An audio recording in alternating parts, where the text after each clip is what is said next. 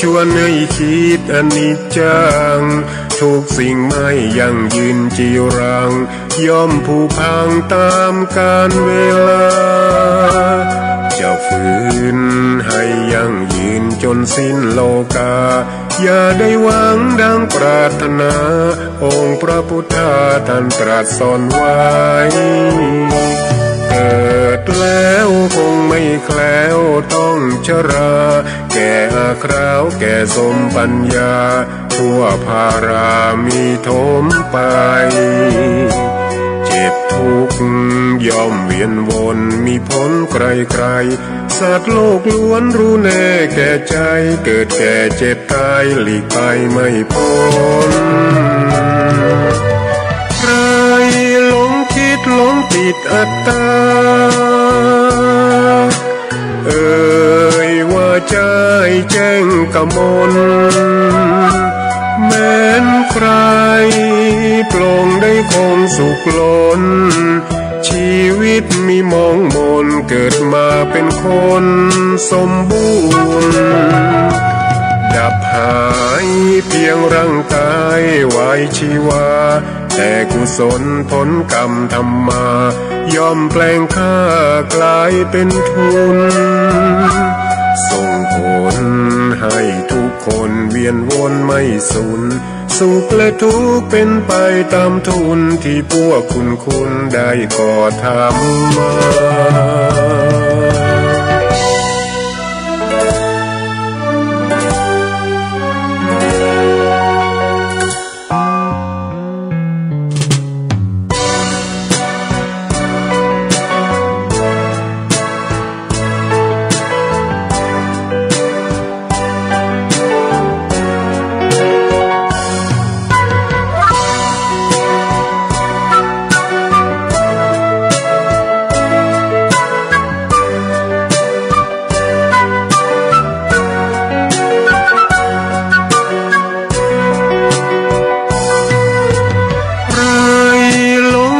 หลงติดอัตตาว่าใจแจ้งกมลแม้นใครปลงได้คงสุขล้นชีวิตมีมองมนเกิดมาเป็นคนสมบูรณ์ดับหา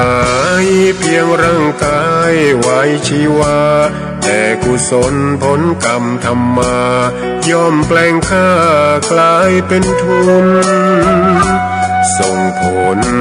ให้ทุกคนเวียนวนไม่สูญสุขและทุกข์เป็นไปตามทุนที่พวกคุณได้ก่อทำมา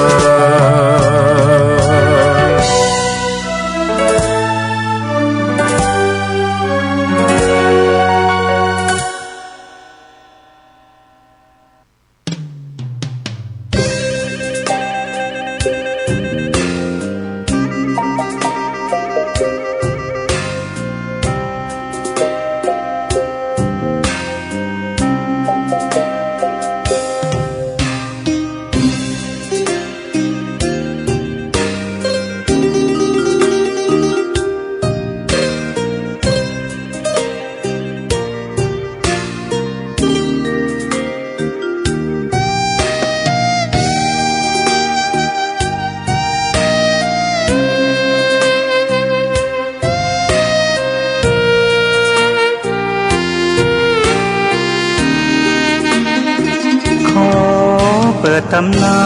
น1,300 กว่าปีแม่จามเทวีสร้างพระเจดีย์ที่วัดดอยน้อย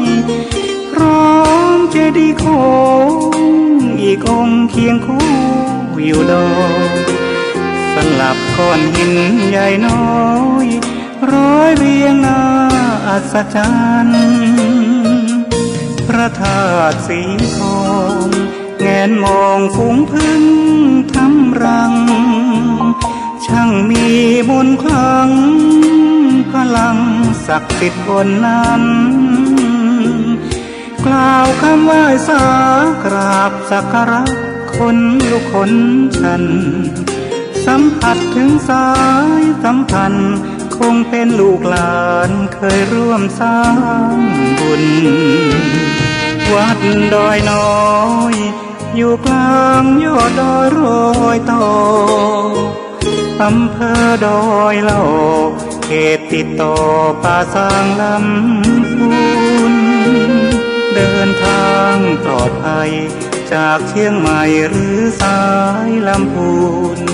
ยินดีต้อนรับนักบุญมาร่วมสร้างทานบารมีตีสามตีสี่เปิดสถานีฟังตุลุงยองนักเทศเสียงทองชื่อเสียงดังก้องทั่วฟ้าธานีตัวจริงเสียงจริงวัดดอยน้อยแม่ตามเทวีต้อนรับญาติโยมที่มีจิตศรัทธามาร่วมสร้างบุญ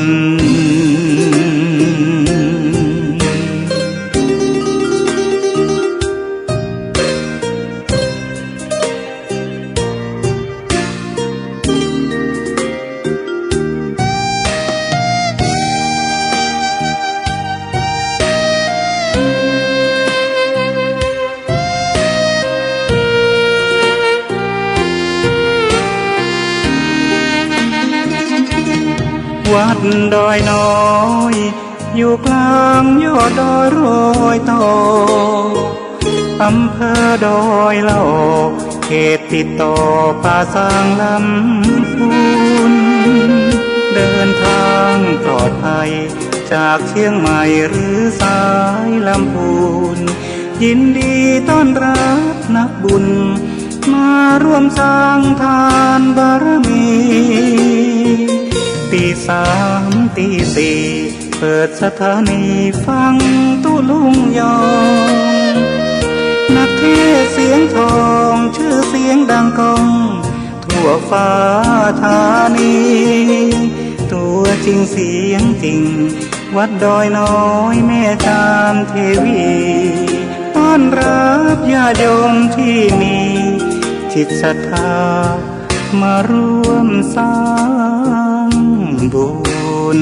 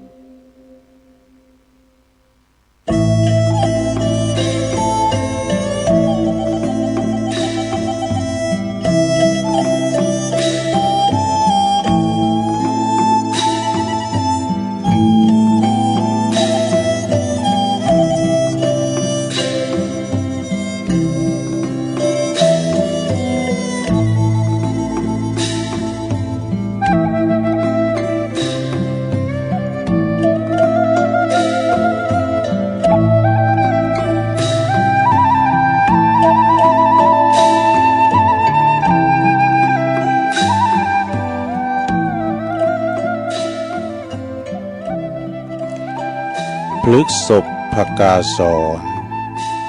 อีกุญชรอันปลดปลงโททนเสน่งคงสำคัญหมายในกายมี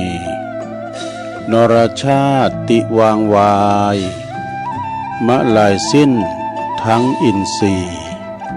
สถิตทั่วแต่ชั่วดีประดับไว้ในโลกา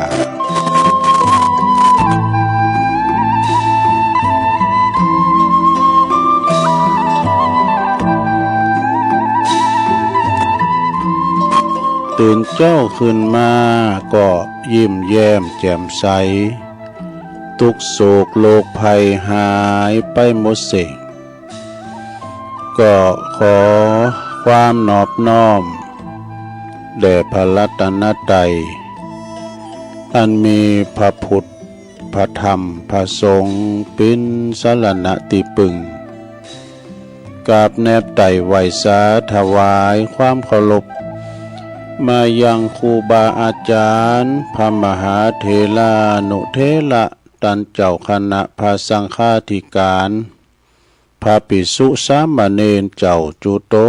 นจุองค์กุวัดวาอารามพร้อมตึงสำนักติภักสงฆ์ตุยขอเจริญปอนมายังบรรดาปออกไม่ออกศรัทธาตันสาธุชนนักศีลนักบุญคุณดีทั้งหลาย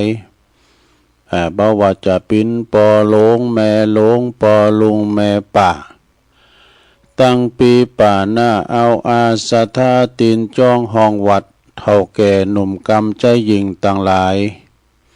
ตื่นจืนขึ้นมาก็มาเปิดวิทยุหมุนคืนมาฟังรายการสเปเฮละปากินกะขอนลุงไก่แจ้งรายการเสียงธรรมแสงทองรายการเสียงธรรมแสงทองนี่ก็รับผิดชอบบริหารเวลาดำเนินรายการโดยต้นตัวแห่งอาตมาภาพเต่ากระผมตุลุงนันชัยวัฒนาคเสโนก็มาออกรายการเนาะมาอู่นางจาก็ปอออกศรัทธาตั้งแต่ย่ำค่อนคืนเปิ้นรับเปิ้นนอนกันปินอาหารตาพักผ่อนสายตาแต่บางคนนั้นตื่นมาก็บ่รับก็ปิ้นกูปิ้นเปินกันไปแตกตื่นมื่นตามาแล้วมีบุญแถมวันหนึ่งนะที่ยังมีลมหายใจได้ยินเสียงไก่ขันหันตะวันแถมก็นับว่าเป็นบุญแถมวันหนึ่งเด้อศรัทธาสร้างบุญบารมีโดยการแถมบางคนนี่เปิ้นตื่นมาแล้วนะเปิ้นก็ไปทำการทำงานเล็กๆน้อยๆมันล็อกยอกแจ๊กหนึ่งเข้าเป่าไฟจะเปิดร้านเปิดลวงนะเปิ้นกะขายไล่ลงเป็นปอกะมานายขายแล้ววันนี้ก็พรำว่าปินวันพระวันศีลโดยเนาะหนึ่งเข้าเป่าไฟจะไปวัดไปว่าฉะนั้นญาติโยมก่อนที่จะเอ่ยไปตั้งคืนบนสถานีแต่ละคืน3-4 คืนด้วยกันตุลุงจะนำไหวพระเกินเน้อเปอความปินสิริปินมังกละปินมงคลกับตนกับตัวครอบครัวอยู่เย็นเป็นสุขเด้อพร้อมแล้วก็กราบหนึ่งกราบสองกราบสามอิมินาสกาเลนะพุทธังอภิปูชยามาอิมินาสกาเลนะธัมมังอภิปูชยามาอิมินาสกาเลนะสังฆังอภิปูชยามาอะระหังสัมมาสัมพุทโธภะคะวาพุทธังภะคะวันตังอภิวาเทมิสวากขาโตภะคะวะตาธัมโมธัมมังนามัสสามิสุปฏิปันโนภะคะวะโตสาวกสังโฆสังฆังนะมามินะโมตัสสะภะคะวะโตอะระหะโตสัมมาสัมพุทธัสสะนะโมตัสสะภะคะวะโตอะระหะโตสัมมาสัมพุทธัสสะนะโมตัสสะภะคะวะโตอะระหะโตสัมมาสัมพุทธัสสะอิติปิโสภะคะวะอะระหังสัมมาสัมพุทโธวิจาจารณะสัมปันโนสุขโตโลกวิโตอ อนุตตโลปุริสตัมมาสาลาทิสัทธาเทวมนุสสานังพุทโธภะคะวะติสวากขาโต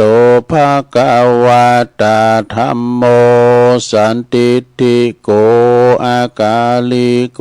เอหิปัสสิโกโอปันนยิโกปัจจตังเวติตาโปวินโยเหติสุปฏิปันโนภะคะวะโตสาวกสังโฆอุจจุปฏิปันโนภะคะวะโตสาวกสังโฆยายะปฏิปันโนภะคะวะโตสาวกสังโฆ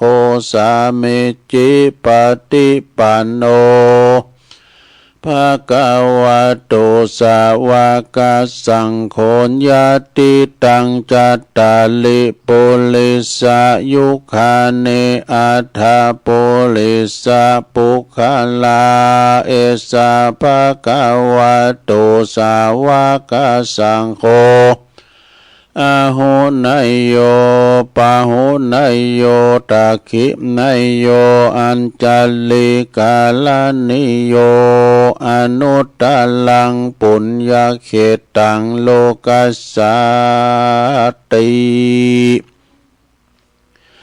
จายันโตโพธิยามุเลสกายันนังนันทิวัตโนเอวังตวังวิจัยโยโหหิจัยยสุจัยยมังคะเลอัปปลาจิตตปันลังเกสิเสปัทวิปุคะเลอภิเสเกสัพพพุทธานังอากัปปะโตปโมทติสุนักตังสุมังกลังสุปาภาตังสุโหทิตังสุขโนสุโมโหโตจะสุยิทังพระมัจจาลิสุ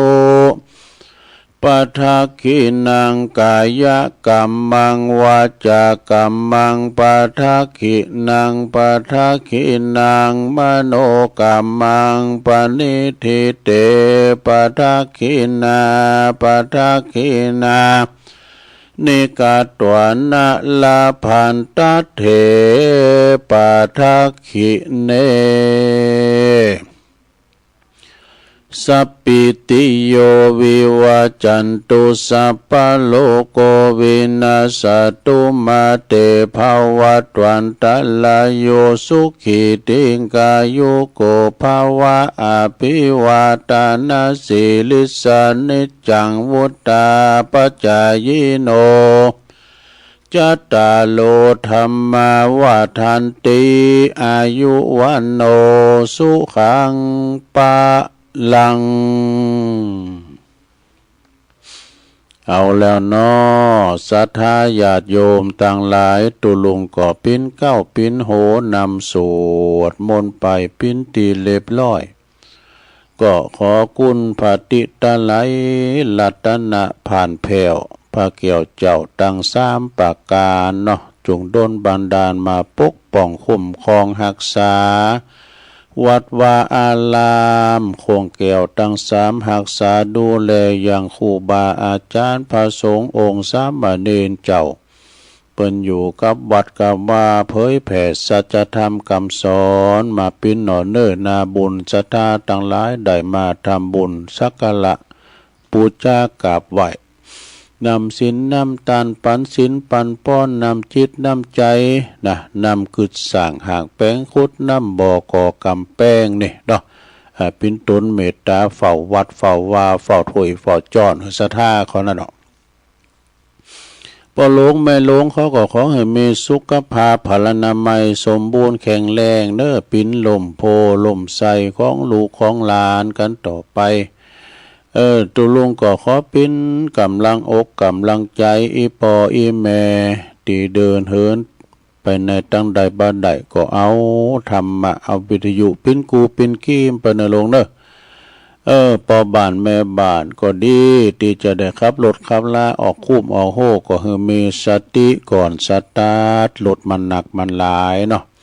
พอเดินทางไปดีมาดีแคล้วคลาดปลอดภัยทั้งขาไปทั้งขากลับเอาละตอนนี้ไปตุลุงจะเไปตั้งคืนบุญสถานีในเครือข่ายที่เปิ้นรับสัญญาณเนาะรายการธรรมะช่วงเวลาตั้งแต่ตี 3ถึง5 โมงดังต่อไปนี้ก็ขอขอบคุณสถานีวิทยุคืนพระพุทธศาสนาการศึกษาและวัฒนธรรมของวัดฝายหินตำบลสุเทพอำเภอเมืองเชียงใหม่ FM 104.50 เมกะเฮิรตซ์โดยเมตตาบารมีธรรมอาจารย์พระครูสมุวิสุวัฒน์วรกิจโจองค์ขลงในเมืองก็ฟังกันแต่เจ้าแล้วเนาะขอขอบคุณสถานีวิทยุคณะสงฆ์อำเภอฝางตั้งอยู่ที่วัดพระพุทธบาทอุดมนำบ่อสาวาเนาะสำนักวิปัสสนา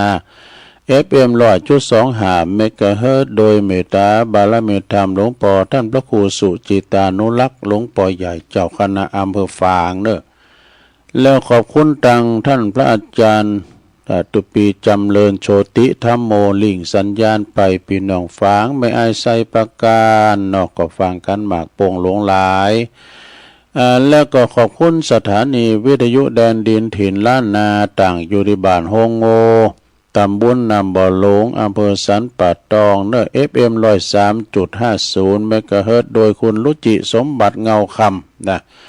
ขอบคุณสถานีวิทยุคลื่นธรรมของซุ้มซนวัดห้วยตองซักตำบลขวงเป้าอำเภอจอมตอง FM 98.75 เมกะเฮิรตซ์โดยเมตตาบารมีธรรมอาจารย์พระครูวาปีวรมานิตโซนไต่สายแต่ก็ฟังตั้งแต่อมตะเพลงลูกทุ่งมาละขอบคุณสถานีวิทยุมนเสียงธรรมจากอำเภอแม่แจ่มวัดบุพาราม FM 106.25 เมกะเฮิรตซ์โดยเมตตาบารมีธรรมหลวงพ่อพระครูมงคลวิสิทธิ์หลวงพ่อใหญ่เจ้าคณะอำเภอแม่แจ่มขอบคุณท่านพระปลัดอุทัยตึงสองอุทัยโดยขอบคุณสถานีวิทยุเน็กเนลเรดิโอ FM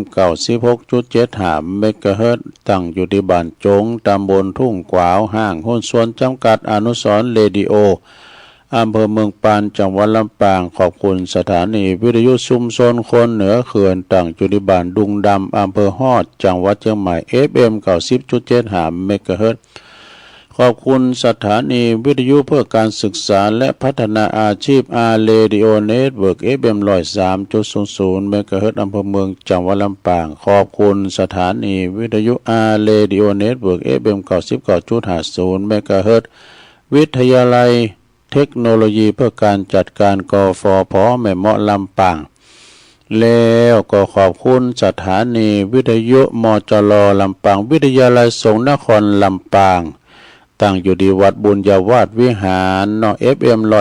106.50 เมกะเฮิรตซ์โดยท่านดร.จิรศักดิ์ปันลำเจ้าผู้อำนวยการสถานี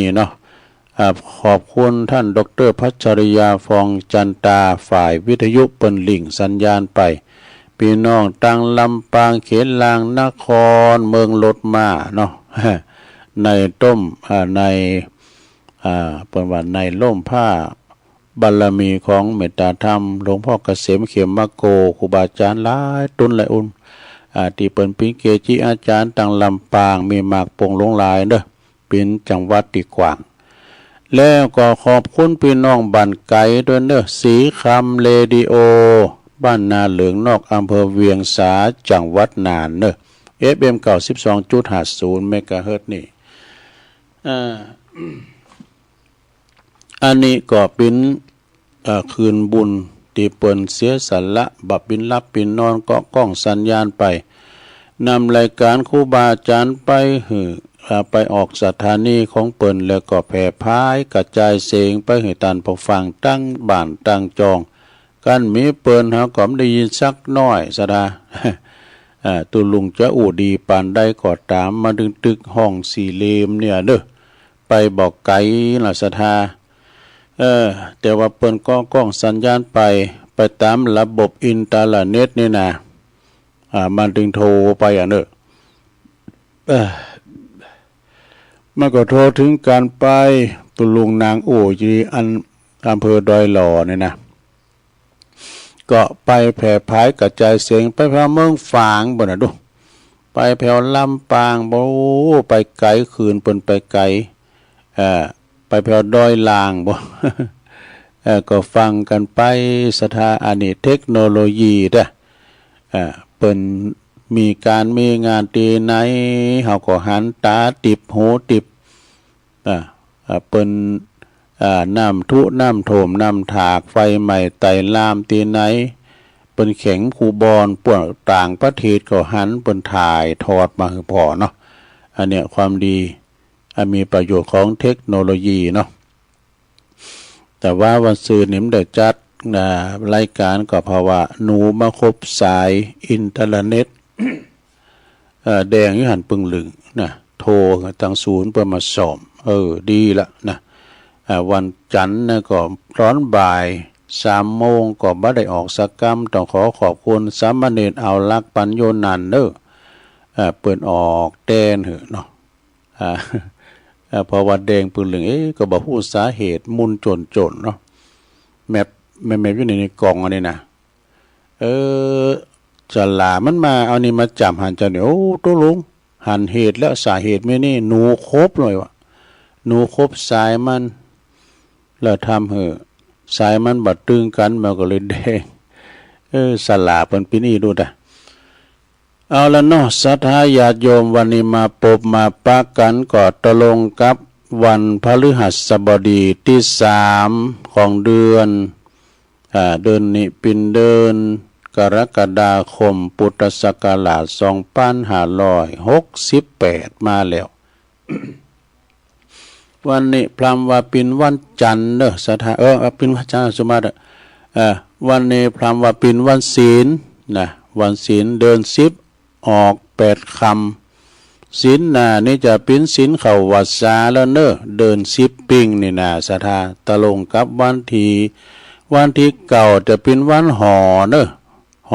ห่อขนมเป็นวันห่างวันดาเป็นวันโกนวันที่10เป็นวันอาสาฬหบูชาเนี่ยเป็นวันศีลนะศีลแหลกเนอะวันที่10นะ11ก็วันเข้าวัดสาของพระสงฆ์นะฉะนั้นเข้าวัดสาปีนี่ก็ไผจะไปงดเหล้าเข้าวัดสาก้าไปฟังเทศน์ฟังธรรมอธิษฐานจิตบ้านลงละเมิดในศีลข้อใดอีนาผักตับผักไตก็เจิญกันเนศธาเนาะเข้าวัดเข้าว่าอาบน้ำฟังธรรมกันก็ได้นะ7 วันไหนก็มาเดียวแต่ละวัดนั้นก็จะมีเทศน้ำเทศธรรมเป็นมรดกธรรมปืนบ้านล้านนาเฮาเปิ้นทำเป็นผูกเป็นตอนเปิ้นเรียกว่าธรรมกับธรรมเหลืองเนี่ยนะเนาะส่วนติดตามก่อนพระเนนเป็นลายดูรู้กันตีดนำสมัยแต่ก่อนเนี่ยตุลุงตุปอเพิ่นก็ว่าโอ้กันเนนตนได้ตีดว่าไข่ดีนะอักขระพยัญชนะบ่ชัดเจนนี่นะเพิ่นก็หมอเตอเอาไปก่อนไอ้นะตุนที่เด่นเตดบักนั่นว่าเพราะว่าบักไม้บักตูกันโบย อันนั้นนี่ได้เข้ารอบอกไอ้น่ะแต่ก่อนมันมีต้นเลือกหลายสะการโสดโยโกห้องนี่การว่าตุนได้สูตร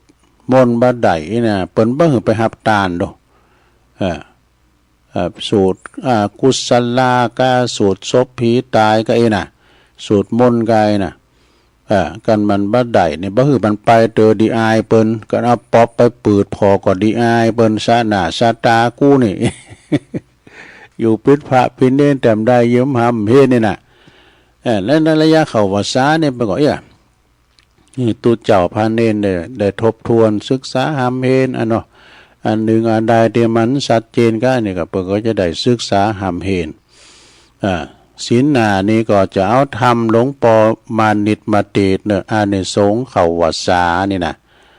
อานิสงส์เข้าวัดสานี่เพิ่นมีอานิสงส์เนอะ นะศรัทธาญาโยมศีลหนาก่อนจะเอามาเทศนาธรรมศรัทธาได้ฟังกันวันนี้ก็จะเทศมรดกธรรมเหมือนกันเด้อศรัทธาเป็นธรรมหยังตุเป็นธรรมเปิ้นชื่อว่าเจ้าใจยสังกหะอันนี้เป็นธรรมมงคลเด้อศรัทธาใจยสังกหะนี่คือเปิ้นลูกเศรษฐีมี3คุณก็โดแม่หญิง2แล้วตัวหลานนี่เป็นปอดจายเป็นเจ้าใจยสังกหะเป็นมอยาเด้อว่าเป็นมอยาโดยรักษาคุณค่ารักษาคุณที่เปิ้นเป็นโรคภัยไข้เจ็บกายน่ะเป็นหมอยาดอกเอาเข้านี่ไปรักษาพยาจอมเมืองสูญหายได้เป็นพยาจอมเมืองแตนนะบ่อยะ เจ้าใจยาสังกหะน่ะในเปิ้นว่าอย่างเงี้ยเปิ้นมีคาถานะปลายลิ้นกูก็เป็นน้ำแม่ใหญ่นะก็ได้รับฟังเด้อก็มีเจ้าภาพนึงก็เดียวก็มีตั้งวันนั้นไปช่วยงานที่วัดกูงูลืนเนาะกูงูลืนบันสันเจริญก็ไปปะปออดุลปาติคำปอสมขิดเขาอยู่ต้องไฟด้อยเดนคณะสัตตาเปิดเอาโหวัดมาเปิดก็เอาซองมาอันนี้เป็นการเตตุเนอนะก็เตตนำเตธรรมคณะนอนวัดของวัดต้องไฟด้อยเดนกับไวสารในเมตตาธรรมหลวงปู่สุทัศน์ท่านนันชัยโยด้วยเนอะต้นตำรับพี6โต แล้วก็มีอันนี้ปอดีแม่ซุ่มเหมือนกันนะอันนี้ตั้งใดนะปอดีแม่ซุ่มตัวแล้วก็อันนี้ตุลุงก็โดยเจตนาเนาะโดยเจตนาข่าวบริการนิดหน่อยนึงก็โดยว่าเหตุว่าปออินผลอุปนันเนี่ยปออินผลอุปนันเนี่ยบางทีเปิ้นดำฮู้จักกันว่าปอเดิงนี่นะเปิ้นจะฮู้จักกันเปิ้นตั้งอยู่โลกลากพักฐานอยู่ที่บ้านห้วยอ้อพุ่นเด้อเปิ้นได้เสียแก่ชีวิตไปโดยวัย93ปีซะนะปอเดิงนี่เปิ้นเป็นเสี่ยวเดียวกับอีปอแต่อีปอนี่บุญน้อยตายเจ้าหน่อยแล้วก็ปอเดิงนี่เฮาฮ้องว่าปอเสี่ยวเว้ยเนาะเปิ้นเป็นนักมวยเก่านั่นน่ะเป็นบุคคลในตำนานเหมือนกันน่ะโอ้แต่ก่อนเนี่ยเปิ้นธุรกิจเนี่ยเปิ้นขายจีนกัมจังก้าเนาะสถาออกเงินกู้กันโน่เดี๋ยวนี้เปิ้นก็มีครอบครัวแล้วก็มีลูกเต่าเหล่าล้านเหรียญก็เป็นดีมีกินนะบัดนี้เปิ้นจะเขินศพสู่สุสานบ้านห้วยอ้อเด้อด้วยความเคารพก็ตกลงจะเตธรรมอุทิศให้กับปออินผลอุปนันท์กูชีวิตเปิ้นนี่แม่บ่ลองเนาะแม่บ่ลองอุปนันท์แต่เปิ้นก็เสียชีวิตไปหลายปีแล้วนะปออินผลนี่มีศักดิ์เป็นหน้าของหลวงปอพระครูสาธุกิจจันนันท์เปิ้นเป็นน้องแม่ของหลวงปอแม่ของหลวงปอนี่แม่มอยเนาะแล้วก็เปิ้นจะเขินศพวันนี้หลวงพ่อก็จะได้ไปปิ้นเจ้าภาพนะไปจูงศพที่เรียกตุลุงก็จะไปเหมือนกันหลวงพ่อว่าโอ้ช่วงนี้เปิ้นมาตานเตียนกันตุลุงเฝ้าวัดเนอะตุลุงก็จำเป็นต้องเฝ้าวัดฝากบัตรไปหอมไปละเรียบร้อยเนาะเดี๋ยวจะเตะธรรมกรรมเปิ้นเนาะก่อนอื่นที่ตุลุงจะให้เตะธรรมเนี่ยมันก็มีคติธรรมเนาะสราจะไปหาธรรมเจ้าใจยะสังกหะนี่นะเจ้าใจยะอุดมเนี่ยตุลุงก็จะมีคติธรรมเกี่ยวกับเกี่ยวกับบุคคลใดที่มีอันยังแต่ปินต้านพองไอ้นะมีอันใดที่จะปินต้านพองจ้าไอ้เนาะก็มีเปิดเลอะเปิดเตอเปิ้นว่าเอาหยังเป็นต้านตุก็รูปร่างกายเฮานี่ก็ต้านใดนะเอาใบหน้าปินต้านค่านี่เอาใบหน้าปินต้านเอาปากปินต้านมันจะว่าปาดหน้าปาดตาไปต้านน่ะอันนี้มันก็มีที่มาที่ไปก็ลองฟังพอศรัทธาญาติโยมเนาะคติธรรมก่อนตเตธรรมการลำดับต่อไปเนอะ บุคคลแม้ไม่มีทรัพย์สินเงินทองแต่สามารถที่จะต้านหยังกับผู้อื่นได้เรียกว่าสิ่งของหาประการเนอะต้านหยังพองเนี่ยต้านหาประการเคยว่าแล้วไงเนาะ1ต้านใบหน้าปดปาดหน้าปินต้านใช่กะ ด้านใบหน้าก็หมายความว่าสามารถที่จะเห็นรอยยิ้มเนี่ยความสดใสเนี่ยคุณเฮาในถ้ายิ้มไม่นะมันโมนโดคุณได้ที่ยิ้มออกมาไข่หูออกมาหมายความว่าคุณนั้นมีจิตใจดียิ้มแย้มแจ่มใสคือเป็นคุณดีนะมีอารมณ์ดีอีกเนาะลองหน้าเกาเงาพออย่างโง่สูกไปเข้าไก่ ยิ้มแย้มแจ่มใสนะส่งรอยยิ้มไปเปิ้นมาอย่างตุลุงเปิ้นยิ้มงามหมดแล้วยิ้มไปเนาะยิ้มแห้งๆเนาะเอาใบหน้าปินด้านหมายความว่าสามารถที่เราจะหือส่งรอยยิ้มให้เขาอย่างสดใสได้เนี่ยข้อที่2วาจาปินต้านวจีกำปากเขาเนี่ยเอาปินต้านหรอนะเป็นจะหือตุมาปินต้านเอาวาจาปินต้านก็หือกำลังใจหือกำลังใจคนที่ท้อแท้ก้านะอย่างตุลุงว่าขอปินกำลังใจปล่อยเมเขาได้เปิดนอนติดต่างติดเตงเนิ่มปินยังแล้วเอาวิทยุปินกูปินกีมพักผ่อนเขาเล่งเขาไอ้ก้ามเขาเล่งเขามามึนแล้วอันนี้ก็หมายความว่าหือกำลังใจ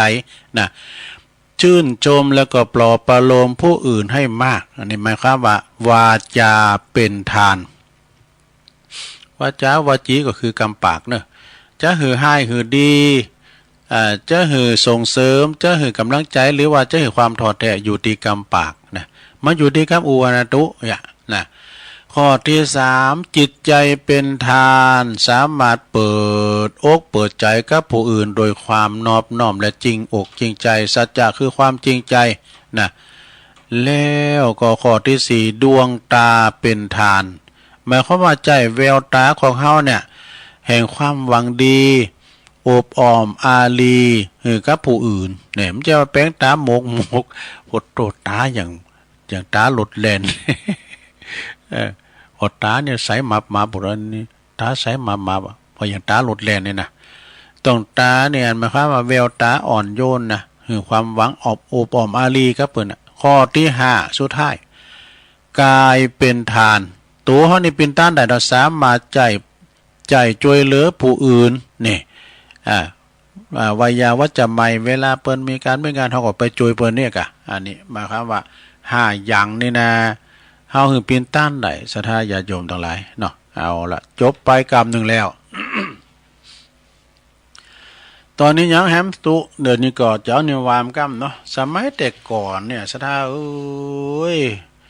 สมัยปสมจิตศรีใสเขาเป็นละอ่อนเนาะ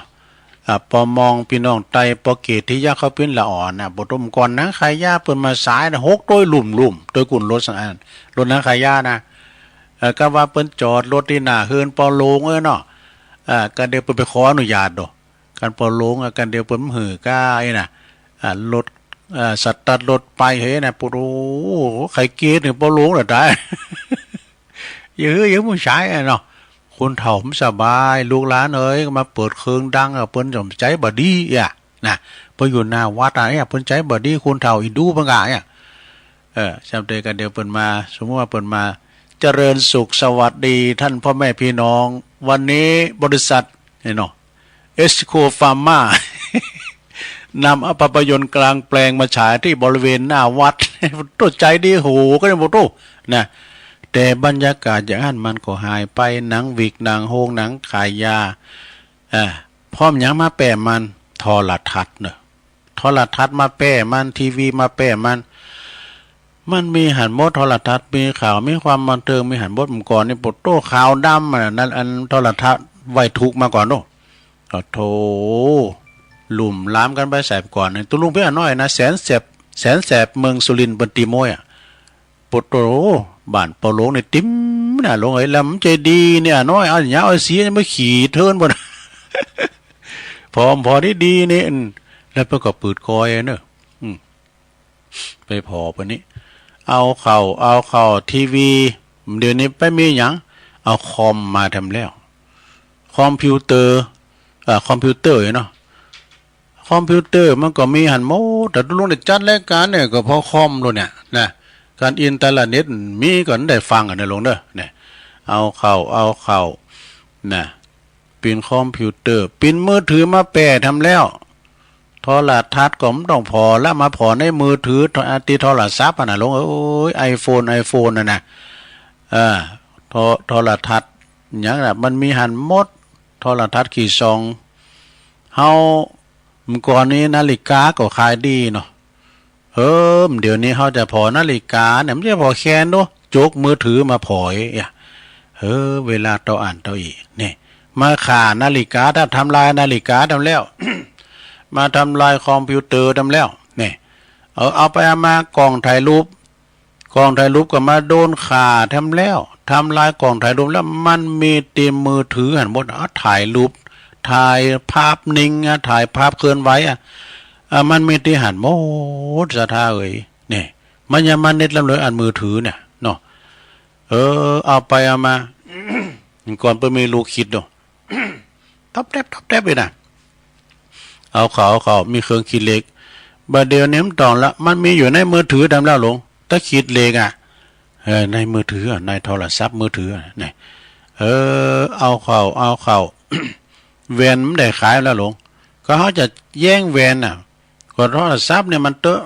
มันเป็นมือมันหานิ้วกันแล้วเนาะ มันมีหันว่าได้แย่งแวนก็มันก็ใจได้เนี่ยมาขามาทำลายกระจกแวนสองทำแล้วเอาไปเอามา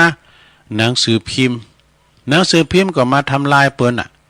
กว่าข่าวมันมาในมือถือหมดลงเนี่ยมาทำลายหนังสือพิมพ์เอาไปเอา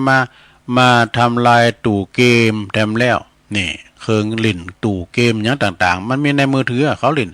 ก็ว่าพันน้อยมันจะมางุ่มนี่หาในวันคำไปมันต้องแต่งมันลิ่นเกมหรอเนี่ยมันลิ่นเกมเท่านี้มันจางแหละ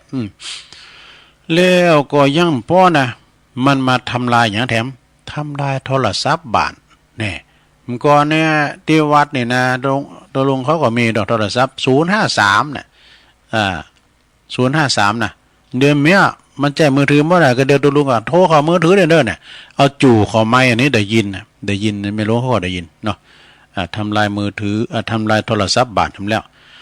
เอาไปเอามาทำลายยังแฮมทำลายเครื่องบันทึกเสียงก่อนนี้ไปมีเทปดูบันทึกเสียงเดี๋ยวนี้ต้องละอันลงมันบันทึกเทปได้หมดนะอันมือถือเนี่ยนะชัดเจนดีบ่ท้อีดูเอาไปเอามาอย่างแถมทำลายอย่างแถมก่อนเนี่ย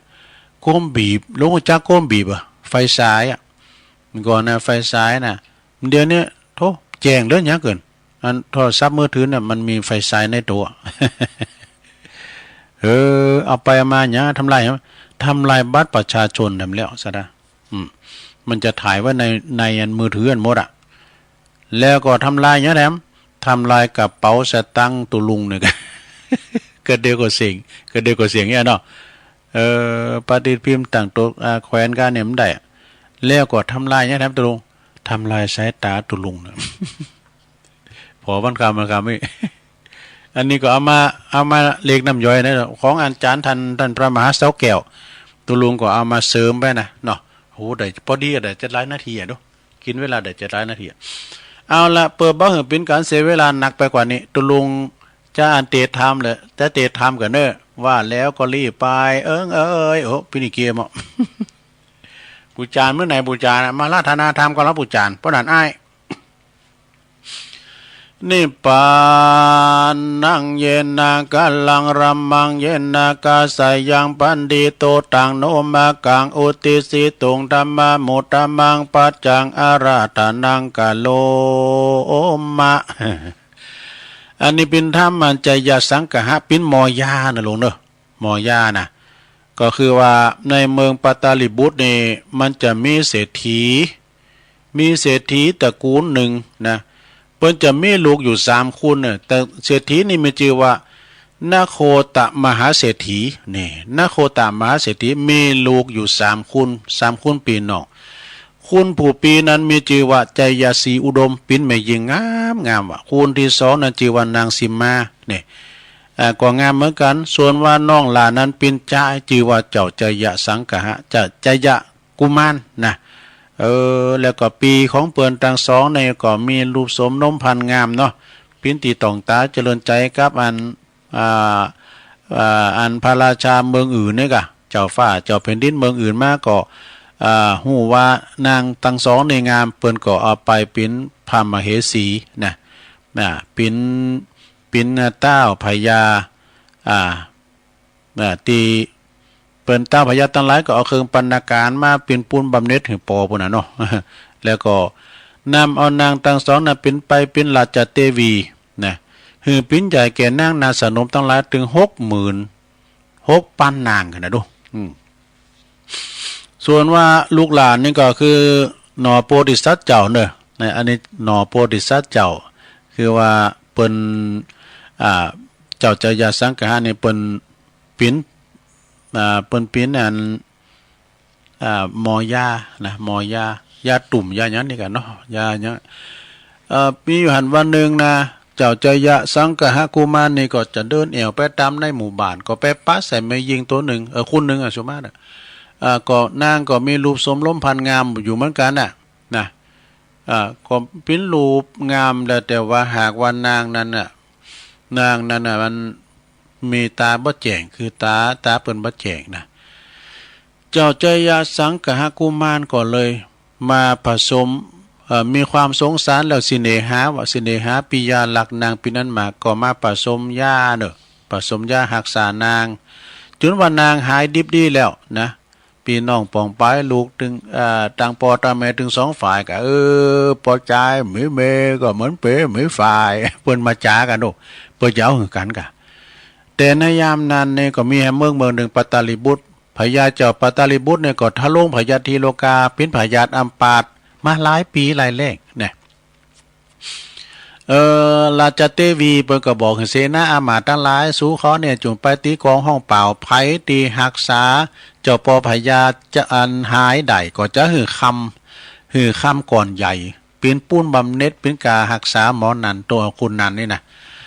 เสนามาก็ตีกองห้องเปล่าไปแล้วก็ตีว่าบุตรเทวดาโดนจิตโดนใจมาต่างถูกตั้งมาเฉพาะต่างมาถึงบ้านผู้เศรษฐีทานเศรษฐีนะก็มาเล่าความว่าบัดนี้เจ้าปอพญาเนี่ยเปิ้นเป็นพญาอัมปาตเด้อเดินเหินไปไหนมาไหนบ่ได้แต่ว่าไผมียุคมียาดีหรือว่าไปรักษาได้นี่เปิ้นจะคำก่อนตะโหนี่ เจ้าปอเศรษฐีก็มันมีไผตานเสนาอามาตย์เอ้ยมีกำลานะรู้ค่านะอันบ่ได้โอดเนาะมีเมืองมีมลานะจยาสังฆะเนี่ยมันเป็นหมอยานะเนี่ยมันตุ่มน้ำยามันมีตัวยามันหนักในชักรีบถอนถูกลังขีเปรูฟอนปุรุขีเปรูฟอน2เท่าลากจ้างปุรุตัวยามันอย่างวันนี้ตรงไหน2เท่าลากจ้างเนี่ยมีแผ่วยาวหลายอย่างแล้วเนี่ยมีแผ่วดองดึง เขาก็ไปนำไปกราบทูลเอาคำไหว้หือครับอันเจ้าใจยาสังฆะแล้วก็นำเอาเจ้าใจยาสังฆะไปหักษาเจ้าปอพญาก็เจ้าใจยาสังฆะก็ผสมยากันเนาะผสมยาเอาให้ตึกอีกก่อนนะแต่เดี๋ยวไปมดเนี่ยเราไปมดกับเด็ดเตี้ยเท่ากันเนาะก็เดี๋ยวเราฟังไปตามนั้นเนอะยาหายลงโอนฟังเนอะหายยาเจ้าปอยาหายเจ้าใจยาสังฆะเนี่ยจะปิ้นจะได้ต่อไปการหายจะตายจะได้ลองฟังก่อนเนอะฟังไปก่อนรับไปนะลงเนอะตุลงเจ้าว่าทำละ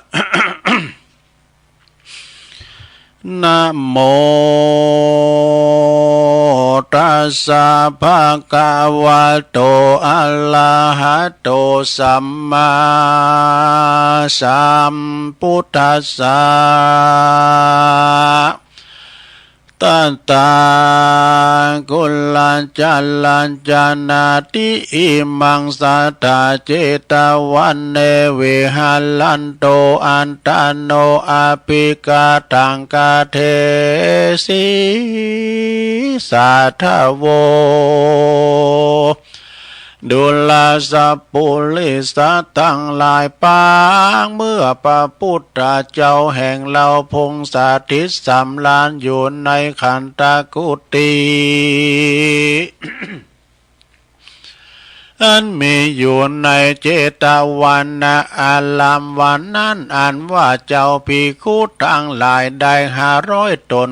ก็มาเจียนจ่าซึ่งกันไปมา ว่าอาวุโสดุลาตันตังหลายอ่านว่าพระพุทธเจ้าแห่งเราก็เตียนย่อมมีคุณแก่คนต่างหลายในโลกนี้อันตะลงยังเปียติโลกามากนักสันนิพาเจ้าปีคูต่างหลายพงเจียนจายังไปตันแล้วดังอันพังกาวาอันว่าพระพุทธเจ้าได้ยินด้วยหูทิพย์แห่งตนก็สาเด็จลีลามาสู่ที่ตำกลางเจ้าปีกูทั้งหลายก็สาธิตนั่งเหนือเต้นแก้วอันงาเรื่องงามนะพระก็แสงธรรมมาแสงจาตามเซิงเจ้าปีคุทั้งหลายว่าภิกขเวดุลาภิกขุทั้งหลายมวลหมู่ต้านต่างหลายกล่าวอูกันเยื่องใดกันจาไปต้านแล้วหันพาโตนแก้วมาจวนใส่ยังไว้เสียนั้นจาเมื่อนั้นพาเจ้าปีคู่ตนองค์อาจก่อผู้จบฉลาดด้วยโวหารก็มาเล่าตั้งแต่เก้าสุดไปในเมื่อพระพุทธเจ้าก็เทศนาธรรมอันเป็นอาติตาแล้วมาอาติเตภิกขเวปัตตาเลปุตตานักขัลเลจิติปัลลังกาตัลลิตวะอาโหสีดังนี้เป็นต้นว่าภิกขเวดุลาภิกขุทั้งหลายในอดีตการข้ามหลวงพ้นไปนานแล้วยังมีเมืองอันหนึ่งชื่อว่าปัตตาลีบุตรหากเป็นเมืองใหญ่กว้างโหนแจงไตลา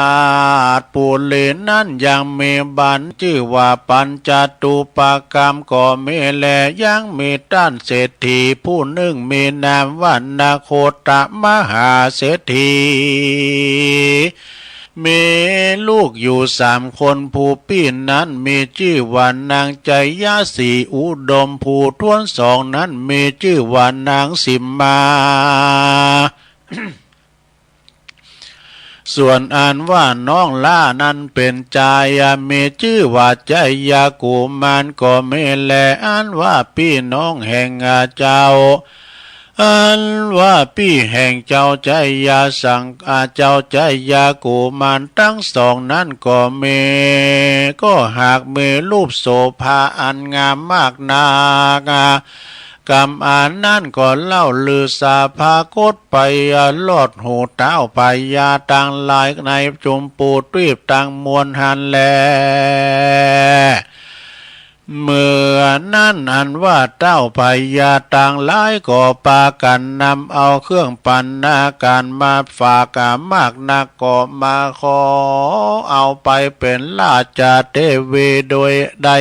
เป็นมหาได้เป็นมาเหสีแห่งเต้าพญามีนางนาสานมได้66,000 นาง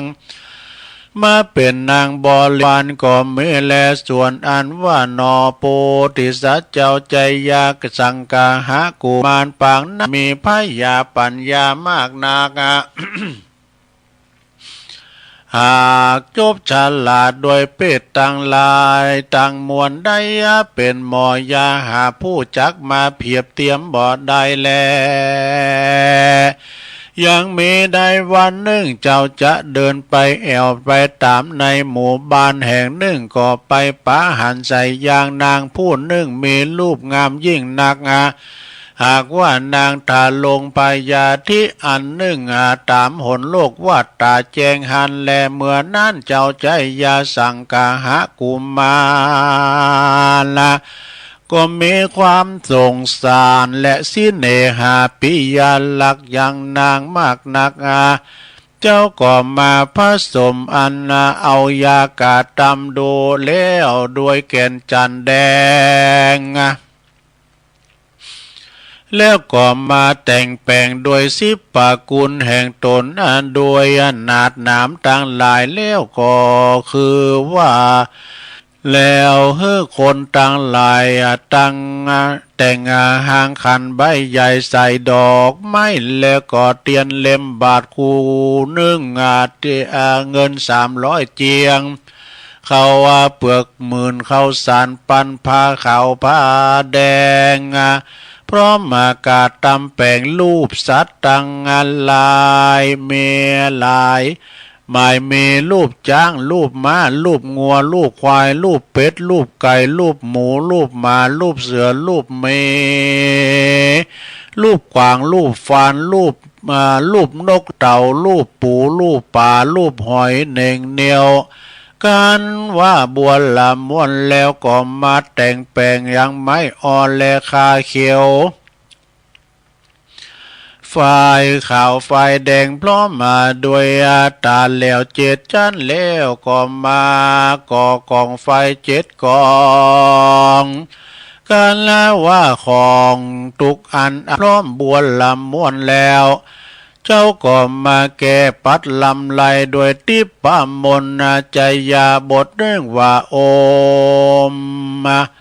ทิปมันตาสหมังสาดาบเทียนกาวาไฟเป็น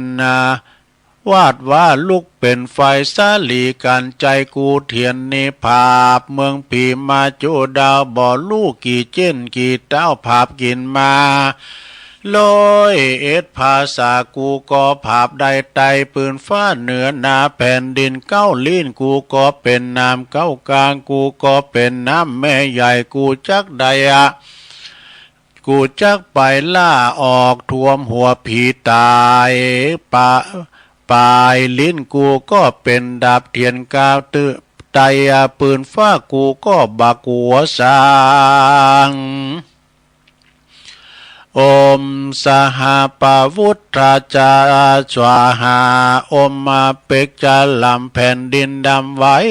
ว่าวาดกูจักเอาสายไฟจักเอาสายฟ้าฟา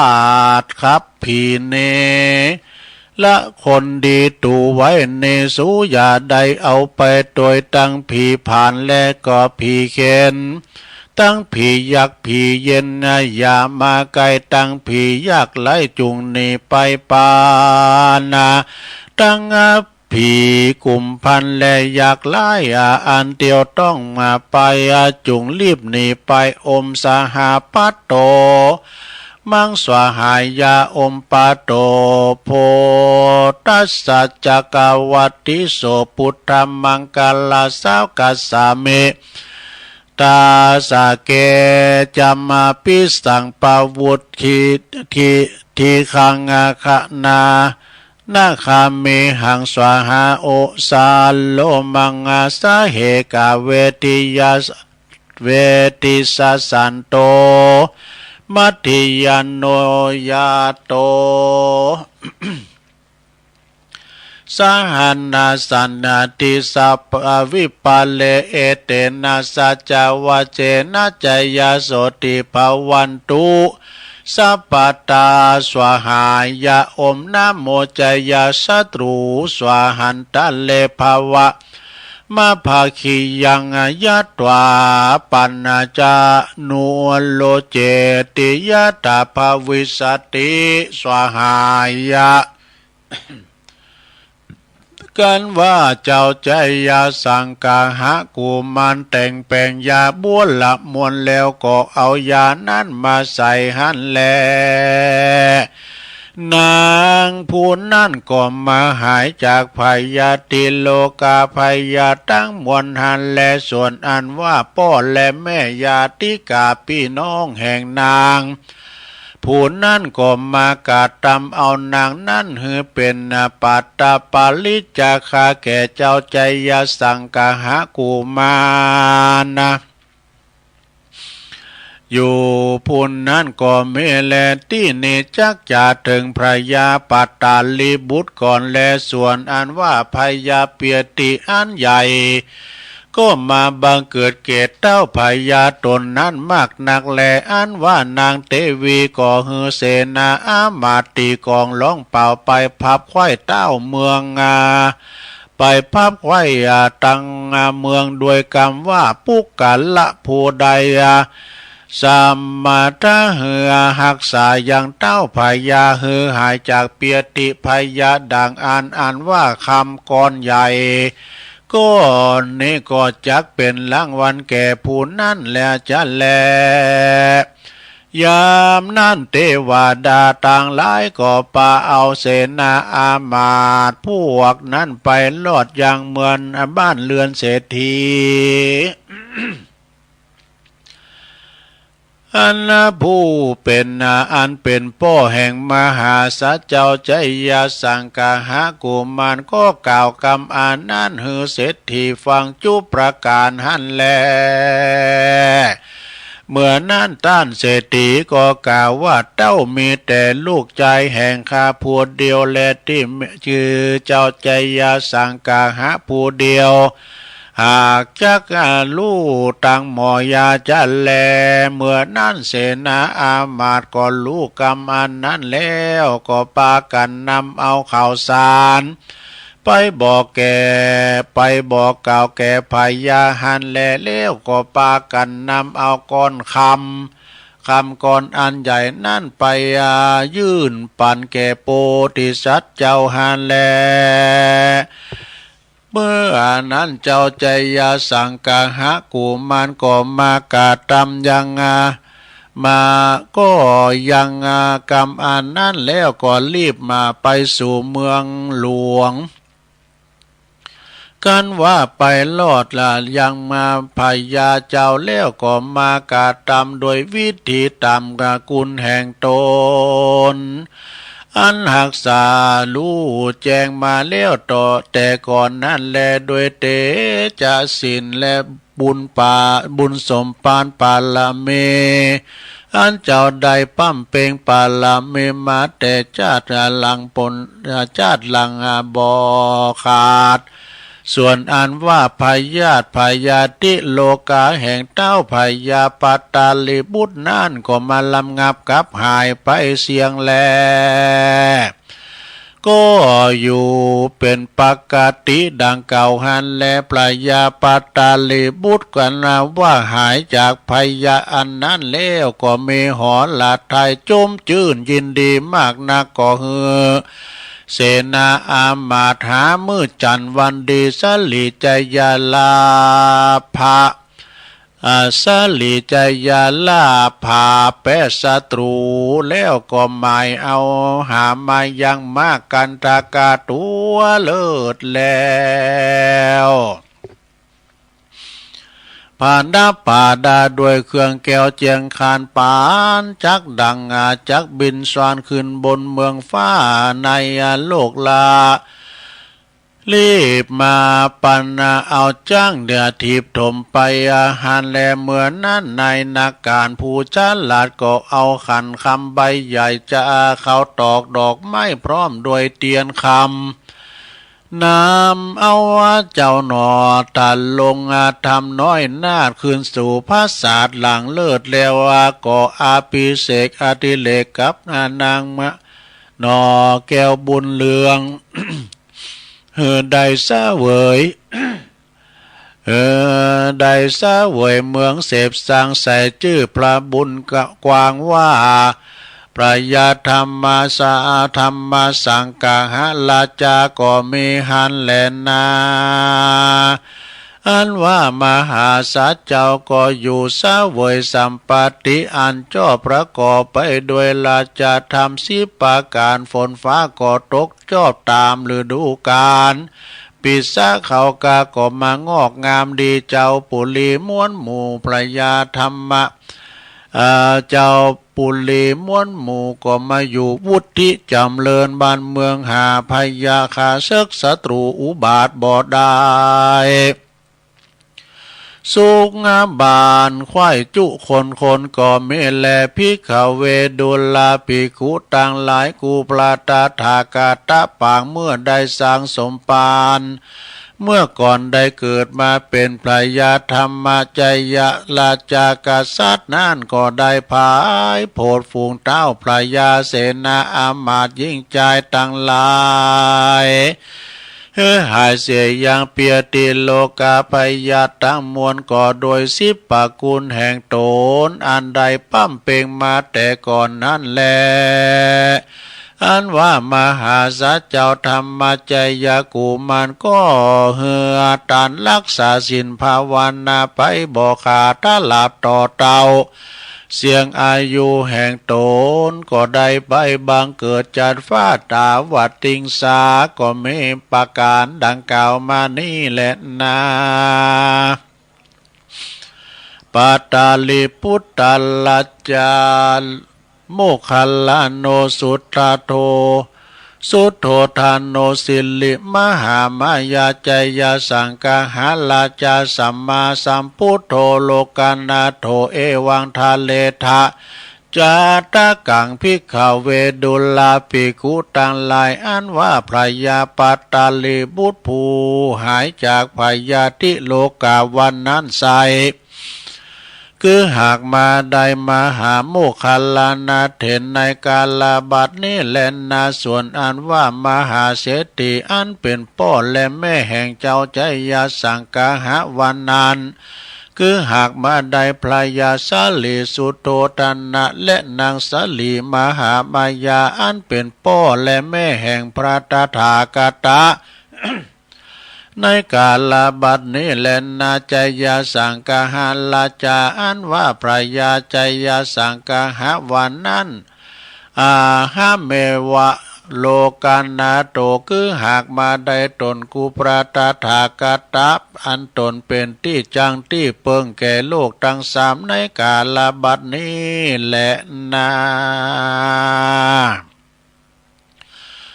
จยาสังกหาจาตากัง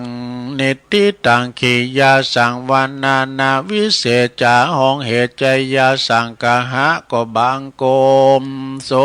มเรสดิดแล้วเต่านี้ก่อนแลสาธุสาธุสาธุจบลงไปแล้วศรัทธาเจ้าใจยาสังกหะมอยาเนี่ยหักษาคุณตั้งหลายไปพอหักษาพญาจอมเมืองชุนหายกายได้ปิ้นพญาจอมเมืองนี่สดาญาโยมทั้งหลายอันนี้ก็ว่าไปกับปิ้นตูนบุญเหมือนกันเนาะนอนเนอเจ้านอนเนอกุมารนะก็เป็นธรรมมงคลเนอศรัทธาต่อไปตัวลุงจะปันป้อนกันเนอปันป้อนกันตึงโลงตึงหลายศรัทธาว่าฟังนำฟังธรรมมันเพาะมันแม่นเมินปึงกับวันศีลเนาะวันนี้เป็นวันศีล8 ค่ำศีลหน้าก็เข้าวัดซาแล้วศรัทธาเอาปอนกันตึงโลงตึงลายเนอมีคณะศรัทธาบ้านตองไฟดอยแดนตุงปู่แดงเนาะโดยมีหลวงปอพระครูสุทัศน์ธนัญชัยโยเจ้าอาวาสแล้วก็มีปออดุลปาติคำปอสมคิดปอแก่วัดเขานะแล้วก็ธรรมศรัทธาหนึ่งเราก็มีปอดีก็แม่ชุมก็เนาะปอดีแม่ชุมให้อยู่ตั้งสันเจริญกูงูเรือนก็ฮะวันนั้นได้แล้วก็คณะลูกหลานของปออินผลอุปนันท์นี่อันนี้ก็เป็นปอเสียวตุลุงตัวแล้วก็มีซักปินหน้าเดิงน่ะของหลวงพ่อพระครูสาธุกิจจันนันตัวนะคณะลูกหลานเปิ่นแล้วก็ปอเดิงเนี่ยเปิ่นเป็นบุคคลในตำนานมากันเนอายุเก่า13 ปีอ่ะดอกเป็นปอเสียวตุลุงเนาะปอตุลุงในบุญน้อยตายไปแต่หึงเมื่อนานอ่ะแต่เพิ่มตายก็อายุต่อเดียวกันเนาะเก่า13 ปีอ่ะดอกจำ7 ปีจะปอลอย แต่เพิ่งก็ไปจะเคลื่อนศพวันนี้นะจะเคลื่อนศพวันนี้หลวงพ่อจะไปจูงศพเดี๋ยวไปปิ้นเจ้าภาพโลมจูงศพตัวหลวงก็ฝากห้อมไปศรัทธาได้เฝ้าวัดตามบัญชาการหลวงพ่อมาเจอประมาตานตีนก้ามสังกาก็ตอนรับเปิ้นนะไก่เข้าวัดซาแล้วเนาะยังมาสักขนาดดู ขนาดตีนนี่นะเอาปอนรวมกันเกินเนอตึงโลงตึงลายเนาะ อิจิตังปฏิตังตุมหังคิปะเมวะสมิจจตุสปเปปุเรนตุสังกปาจันโทปนรสโสยะถามณิโจติรสโสยะถาสปปิติโยวิวัจจันตุสัพพะโลกวินาศตุมาเตภวตวันตรายโยสุขีติคายุโกภวะอภิวาตานาสีริสนิจังวุธาปจายโนจัตตาโลธรรมาวัฏันติอายุวันโนสุขังปะลังเอาแล้ววันผูกตุลุงก็จะสอดธรรมมาเตแถมปิ่นวันศุกร์เนาะผูกปิ่นวันศุกร์วันเสาร์ก็ทัดกันไปเอาตอนนี้ตุลุงก็จะยอบย่างให้กั้มกันเนาะจิบน้ำจิบทากันเดี๋ยวก็จะมาเข้าสู่ชั่วโมงที่2กันต่อไปเนอะเจริญพร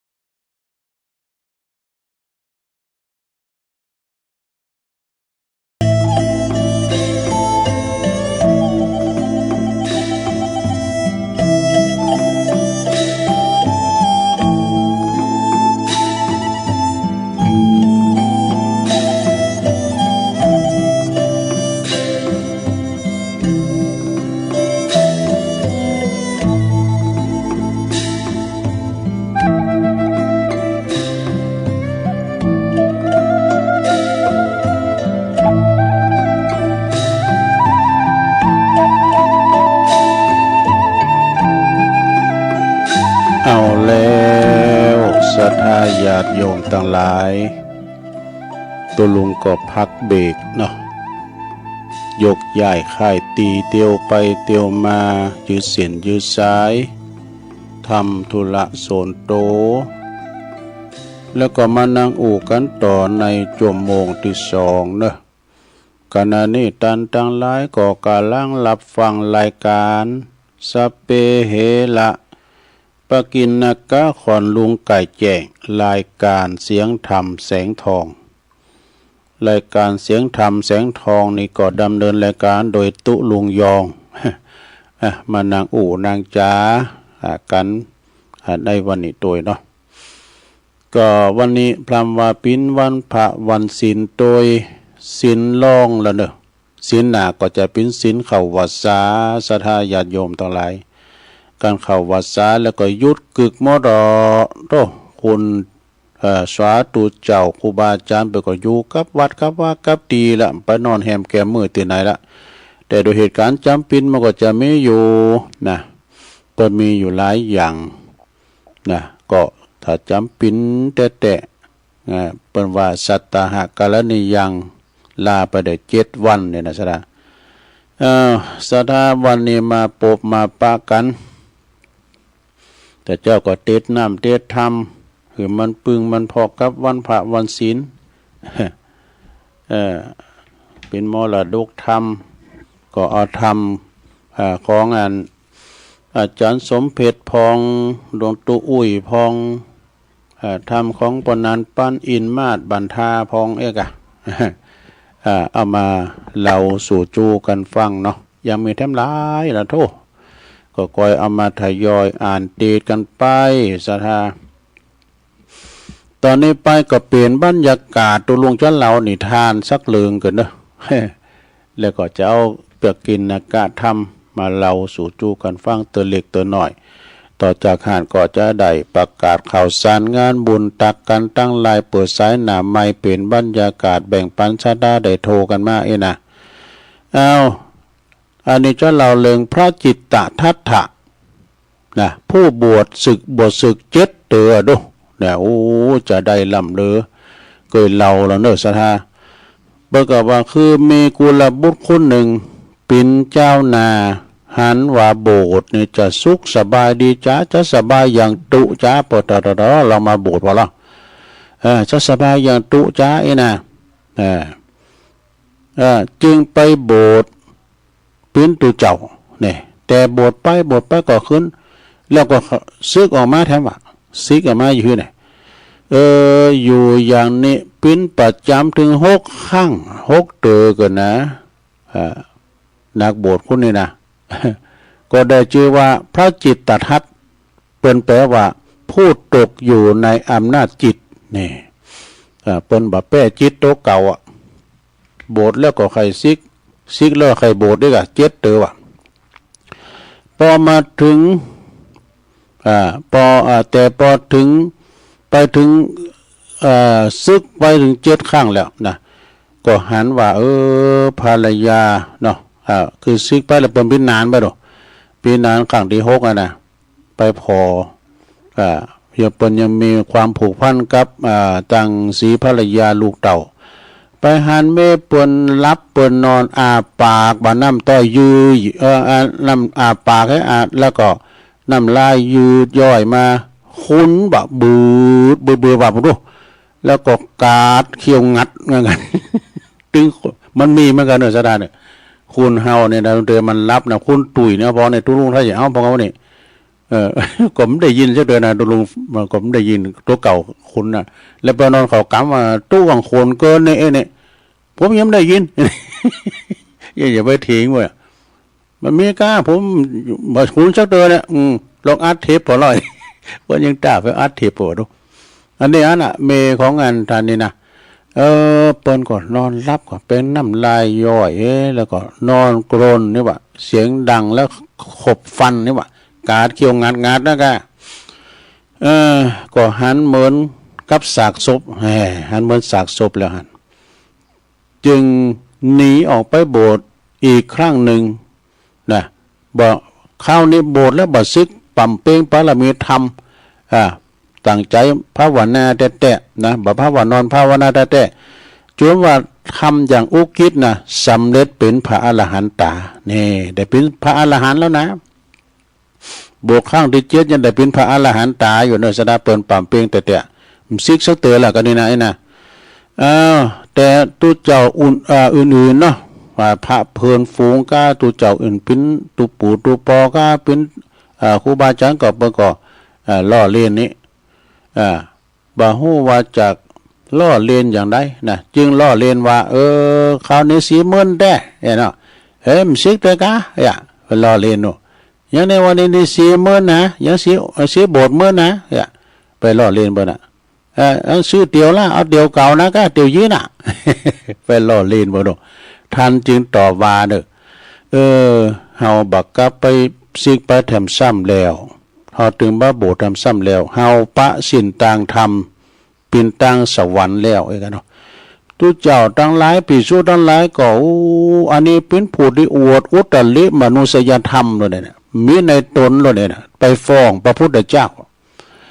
ไปฟ้องพระพุทธเจ้าท่านมาโอดคุณวิเศษในตัวเนอะทุกเจ้าตัวในขนาดโบสิกเจ็ดเตอแล้วจะมาโบดคุณวิเศษในตัวตนอยู่นะ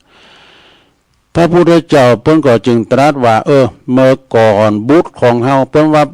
ไผเป็นลูกศิษย์เพิ่นว่าเพิ่นเป็นบุตรของบ่เนาะเมื่อก่อนนี่บุตรของเฮานี่ก็ยังบ่ฮู้จักสัจธรรมแต่เตอนะก็ยังมีใจวอกแวกอยู่บัดนี้ฮู้จักพระสัจธรรมแล้วบ่มีใจวอกแวกแล้วตรัสแล้วภิกษุทั้งหลายก็มาสนทนากันว่าผู้มีอุปนิสัยเนี่ยบทซิกถึง7ตัวแล้วจะเป็นอรหันตาแต่กะโดยังวุ่นวายโดยกิเลสอยู่นะบทซึก7ข้างนี่พระพุทธเจ้าเปิ้นหูญาณหูติบโลพระพุทธเจ้าจึงตรัสว่าอย่างนั้นแหละภิกษุทั้งหลายเฮ้ยธรรมดากิเลสยอมเป็นของนักเป็นของเบาถ้าว่ากิเลสมีรูปร่างกายปรากฏขึ้นมานี่นะก็จะไว้ใส่ว่าที่ไหนก็บ่ป้อเลยนะถ้ามันมีปิ่นโตนี่นะกิเลสเขาได้รถก็ปิ่นรถไม้นะเขาได้ให้นาปาตั้งก็ปิ่นไม้นะปูดเอาไว้ที่ไหนขอบจักรวาลนี่ยังคับแคบเกินไปอยู่เลยนะเขาได้บินมันก็ใหญ่มาให้แม่มันก็กลับโลกก็เกิดอะไรก็ได้อันนั้นนี่นะพรหมโลกนี่ก็ต่ำเกินไปถึงตัวเฮาผู้สมบูรณ์โดยปัญญาก็ตาม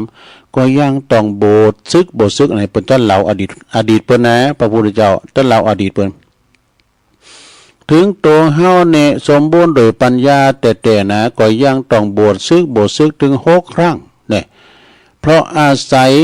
เข้าฟ้างลูกเดือยเนี่ยในอดีตชาติปางก่อนหลายภพชาติสมัยเปิ้นสร้างบารมีเปิ้นก็ว่าการหันคอบกเทียนหินเทียนนั้นก็ดึงต้องอ่านเมื่อก่อนดึงใครซื้อก่อนนี่นะเมื่อครั้งก่อนโน้นในอดีตชาติเฮาเกิดมาเป็นกุลบุตรผู้มีปัญญาคุณหนึ่งเนอะได้ออกโบสถ์เป็นฤาษีอยู่ที่ป่าเจ้าหิมพานต์อยู่ในป่าหิมพานต์ถึง8 เดือนดู8 เดือนพอถึงเราดูฝนก่อนนึกถึงละฝนตกมาละบ่เกิดถึงข้าวฟ่างว่ะ เกิดถึงข้าวฟ่างลูกโดยกึ่งทนานกับขอบกเทนริมนั้นขอบกริมนั้นนะเทนนั้นนะจึงซึกออกมาปลูกข้าวฟ่างลูกโดยแล้วพอเก็บข้าวฟ่างลูกโดยเรียบร้อยแบ่งสรรปันส่วนแบ่งกินแบ่งทานแล้วก็ต่อมาก็กลับเข้าไปบวชแถมนี่ อย่างเป็นประจำอย่างเป็นอย่างนี้อย่างนั้นถึง7 ข้าง7 หนว่ะดูนะ7 หนได้เกิดว่าเฮาโบสถ์ซึกถึง7แล้วถึง7 ข้างแล้วเพราะอาศัยคอบกหินอันนี้ดูนี่คอบกเห็นนี่กะนะแล้วก็โบสถ์ไปก็ฮู้จักว่าคอบกนี่มันไม่มีความหมายอย่างเสียมนี่ก็มีความหมายขุนเอาไปเลยเอาไปควางรูน้ำปิงบาใจน้ำปิงแล้วก็เอาไปควางรูน้ำคงคาเลี้ยวกลับมาโบสถ์โดยบ่ซึกทำเลยนี่ โดยบ่ซื้อทำเลยจึงได้ถือเอาจอบเอาเสมหมู่นั้นนะกาพันเข้าฝั่งลูกโดยหมู่นั้นนะไปขวางเส้นน้ำแม่น้ำคงคารับหูรับตาขวางไปเด้อนะปุ้งนะปิ้นตุกก็กำมันน่ะเนาะนะเอาขวางลูกน้ำอันผูกติดเสียมเอามัดติดเสียมทำซ้ำดูมัดติดเสียมขอบกทิ้งลงน้ำเสียเลยแล้วก็เปล่งเสียงขึ้นถึง3ครั้งว่าเฮาชนะแล้วเฮาชนะแล้วข้างนั้นก็ยังมีพระเจ้าปาราณสีกลับจากปราบจลาจลมาอยู่พักอยู่ที่หิมแม่น้ำทรงได้ยินเนาะทรงได้ยินเสียงนั้นว่าเราชนะแล้วเราชนะแล้วก็เลยตัดถามราชบุตรไปถามมารอมันเป็นไผมันชนะไผมันแป้ไผน่ะท่านก็เปล่งวาจาถึงเราชนะแล้ว3 ครั้งท่านชนะหยังน่ะเพิ่นก็ถามเนาะพระฤาษีก็ตอบว่าเฮาชนะจิตใจของเฮาแล้วเป็นการชนะอย่างยอดเยี่ยมเลยน่ะชนะอะไรไม่เท่าชนะจิตใจของเรานะแล้วก็แสดงธรรมให้พระราชาฟังว่าชนะสิ่งใดแล้วก็กลับแป้อีกชนะนั้นยังบ่สมบูรณ์บ่ดีเตอสิ่งใดที่เฮาชนะแล้วบักกับก้านแถมนั่นแหละคือเป็นการชนะที่ชนะเลิศเลยแล้วก็แสดงธรรมอยู่หันได้ถูกดูแลแม่น้ำคงคาอยู่นะพระราชาก็สำเร็จเอาโปกสินขึ้นมาหนังแสดงธรรมเปิ้นแสดงธรรมอยู่บุญอากาศทำแล้วดูพระฤาษีแสดงธรรมอยู่บุญอากาศเหาะขึ้นไปจ้ะพระเจ้าปาราณสีกับหมู่ทหารได้ฟังธรรมแล้วก็ขอโบสถ์ปิ้นพระฤาษีตัวว่าดูสาระบ้านสาระเมืองไปโบสถ์ปิ้นพระฤาษีอยู่ในป่าหิมพานต์ในกาลต่อมาพระราชาอีก7 องค์ดูที่มาโบสถ์ตามนั่นนะตามมาโบสถ์มีอาสลมกว้างใหญ่ถึง7 โยชน์ดูอาสลมบ่นะอยู่ในป่าหิมพานต์เมื่อทุกขทารกบัณฑิตผู้เป็นโหน่าฤาษีกับฤาษีทั้งปวงสิ้นชีวิตไปแล้วก็ได้ขึ้นไปบังเกิดบนพรหมโลกดังนี้นี่จบสถาเรื่องนี้เปิ้นจริงหันว่าการรักษาจิตคือการชนะจิตนั่นเองแต่ก็เกิดไปที่เกิดไปในทางเลวเป็นของที่บ่เกิดไปเป็นทางเลวนั่นก็เป็นของดีแต่เนี่ยรักษาจิตเนอะฉะนั้นในวาสานี่นะพระจะไปรักษาจิตนะปฏิวัติหรอก รักษาจิตใจนะไปรักษาสมาทานโอ้วาสานี่ข้าพเจ้าของงดขอผักตับผักไตบ่หายแล้วนะคอยย่างสัก3 เดือนจะโพดจ้านะพระจะไปมารอเนี่ยจะหมูจะฟูไม่มารอหน่อยนะการมันโพดมันมีแต่นะซะนะบางคูเนี่ยโพดทุ่มเตะตรงเลยนะย่างเลยออกว่าสาวันนั้นก็ถึงใส่นะบ่รู้มันหูมันตาผมขึ้น การในกลางของสาเนี่ยมันต้องย่างเด้อ3 เดือนเนี่ยนะออกว่าสาแล้ว7 เดือนย่างเด้อสมทานเอาต่างนอกนิทานนี่ก็จบลงไปเนอะศรัทธาญาติโยมทั้งหลายวันปลูกตุลุงก็จะเสาะหามาแถมเนาะแต่พองลิ่นพองนะฟังกันไปหายงอมเอานี่มาวานแล้วก็มันก็อันเพิ่นถามว่าโตเฮิน3 น้ำ 4มันมีกี่อย่างมันมีหยังพองเนาะเอาแต่มาวากันเด้อเฮิน3 น้ำ 4อันนี้มันเป็นของกุลสตรีแม่บ้านนะหูจักเฮิน3 น้ำ 4นะเฮิน3นี่ได้แก่หยัง1เฮินที่เฮาอยู่อาศัยเนี่ยเฮินที่เฮาอยู่ทั้งวันเนี่ยปฏิบัติปักปัดมดใส่ไว้ยะนะบ่เหือกำปุ้งขี้ยักย้ายมาแผ่วพานมันปัดมันกวาดโอ้ยมันปัดได้พอน่ะมันจะถึงปีใหม่เด้อตุพองไปเอาปีใหม่เป็นหมอกเฮิน3 1เรือนที่เราอาศัย2 เฮินโคไฟวะเนี่ยเฮินโคไฟก่อนเนี่ยโฮงโคเขานะกะนะผ่าอันต่างงานเฮินโคไฟก็สะอาดถอยวานจานจ้อนก่อนล้างนี่นะเนาะ3เฮินล้างนะเลื่อนล่างนะคือร่างกายของเขาเนี่ยมันอาบมันศีสวีวันหรือมดใส่ว่าอย่าคักอาบน้ำเด้อหรือปากันคักอาบน้ำแรงมาก็อาบน้ำจำลาใครมันนอนรับสบายนี่อันนี้เฮิน3เด้อแล้วน้ำ4นี่มีอย่างพองตุน้ำ4นี่ก็ได้แก่1น้ำดื่มน้ำใช้นี่มีบริบูรณ์แบบบกพร่องมีบริบูรณ์สมัยแต่ก่อนในตามประตูโหประตูห้าวนะคุณโบราณบอกก่อนนะเพื่อจะแปลงหั่นน้ำโนเพื่อจะแปลงหั่นน้ำแล้วก็เอาบรรณาเฮินตูเฮินน้ำตูบานบุนะเปิ้นแขกไปไผมาเปิ้นมีน้ำใจกันโดแล้วก็น้ำหม้อใหม่มันยินยะมันกัดปรากฏตากินนะเด้อจุ่มอกจุ่มใจดิ่มที่ปรากฏแปลงหั่นนางอยู่หั่นนะผักกินน้ำกินน้องใจดีใจบ้านก่อนเนี่ยเปิ้นปิ้นเบาปิ้นเตี้ยวกันเนาะเตี้ยวกันไปต่างหานมาก็พอโตเหมือนนั้นมาไอโจกล้วนมันบัดดีนี่เอาบัดดีกี่มาตุบน้ำหมอกบัดดีใบบดดีบอดมันเป็นลูกไผ่ล้านไผ่เนี่ยมันได้มาลึกแล้วเลยเอาไม้มาบุบน้ำหมอกเป็นโมดีต่างหานมาเปิ้นเล่มเล่งนี่ก็คือน้ำกินน้ำใจเนอะบัดเดี๋ยวนี้ดีทั้งอย่างนะครับมีการไม่งานนะได้แต่ก่อนนี่มีอย่างนิ่มซี่สิงเปิ้นเอามาเล่งเป็นโรงทานน้ำนะบัดเดี๋ยวนี้เขือกันหมดโฮงตานน้ำนี่มันเป็นใหญ่ดูซะนะแต่บัดเดี๋ยวนี้น้ำนี่มันเป็นอันตรายแต่แล้วน้ำทุ่น้ำถากปโตจัง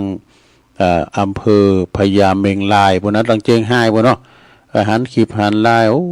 ยเป็นเยื่อมินดูตังแม่สายก็โดนซ้ำซากหลายตีแหลต่างเนาะเบิ้งก็เงินละมัดระวังนะ1 ถึง 6นะฝนจะตกหายใหญ่นะละมัดระวังนะกรมอุตุปนวานะถึงไหน2เจ้าน้ำดื่มน้ำใช้ต่อไปเป็นน้ำมือนี่น้ำมือนี่ก็คือขยันมันเป็นทำการบ้านทำอาหารว่าดูทำการบ้านทำอาหารอันนี้อยู่ในโคดูอยู่ในโฮงโคทำอาหารการกินทำอาหารการกินมันปฏิบัติปัดกวาดโฮงโคเฮาให้มันสะอาดทำแล้วก็ล้างถ้วยล้างจานทำอาหารแล้วเนาะ3น้ำค่ำนี่น้ำค่ำนี่ก็กำอู่กำจ้าไพเราะอ่อนหวานปิยวาจาว่าอู่โมนจ้าหวานเนอะว่าน้ำค่ำนี่นะน้ำค่ำเป็นการนำมาอู่โมนจ้าหวานสุดท้ายน้ำใจนี่มาถึงน้ำใจสุดท้ายซื่อสัตย์หลักเดียวใจเดียวมีความอบอ้อมอารีต่อญาติมิตรนี่อันนี้สำคัญน้ำใจนะแต่น้ำใจเฮาดีนะเอามีน้ำจิตน้ำใจเนี่ยโอ้ก็ดีเตะสถาเนาะ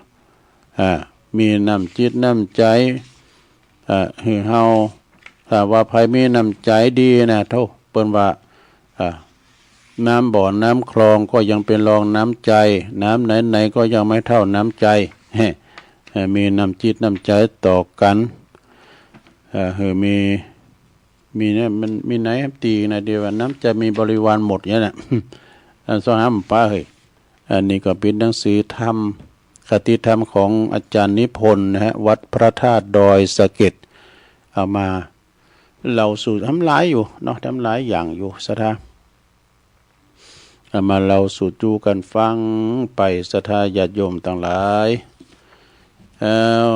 ต่อไปก็มีทำอย่างหนึ่งอยู่สถาอันนี้มาวาทำกรรมหนึ่งก่อนนิทานก่อนเราไปแล้ว มันปฏิปต่ออีนะเนาะสถาสำเตก็ตุลุงก็ได้เล็บไว้เอาไว้ลงตีอันนี้ก็เนาะเอาอันนี้กรรมหนึ่งก่อนคติธรรมให้อะไรเป็นทานแน่ผู้ให้ของเป็นทานยังเป็นทานจะดีพองนะเปิ้นว่า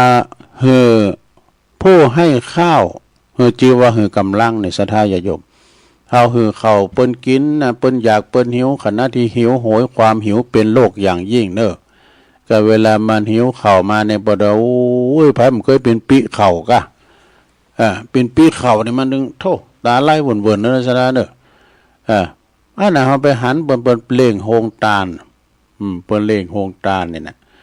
เปิ้นต่างอกต่างใจทำมาเด้อก็เปิ้นซื้อมาก็มีนะเป็นข้าวกล่องนะ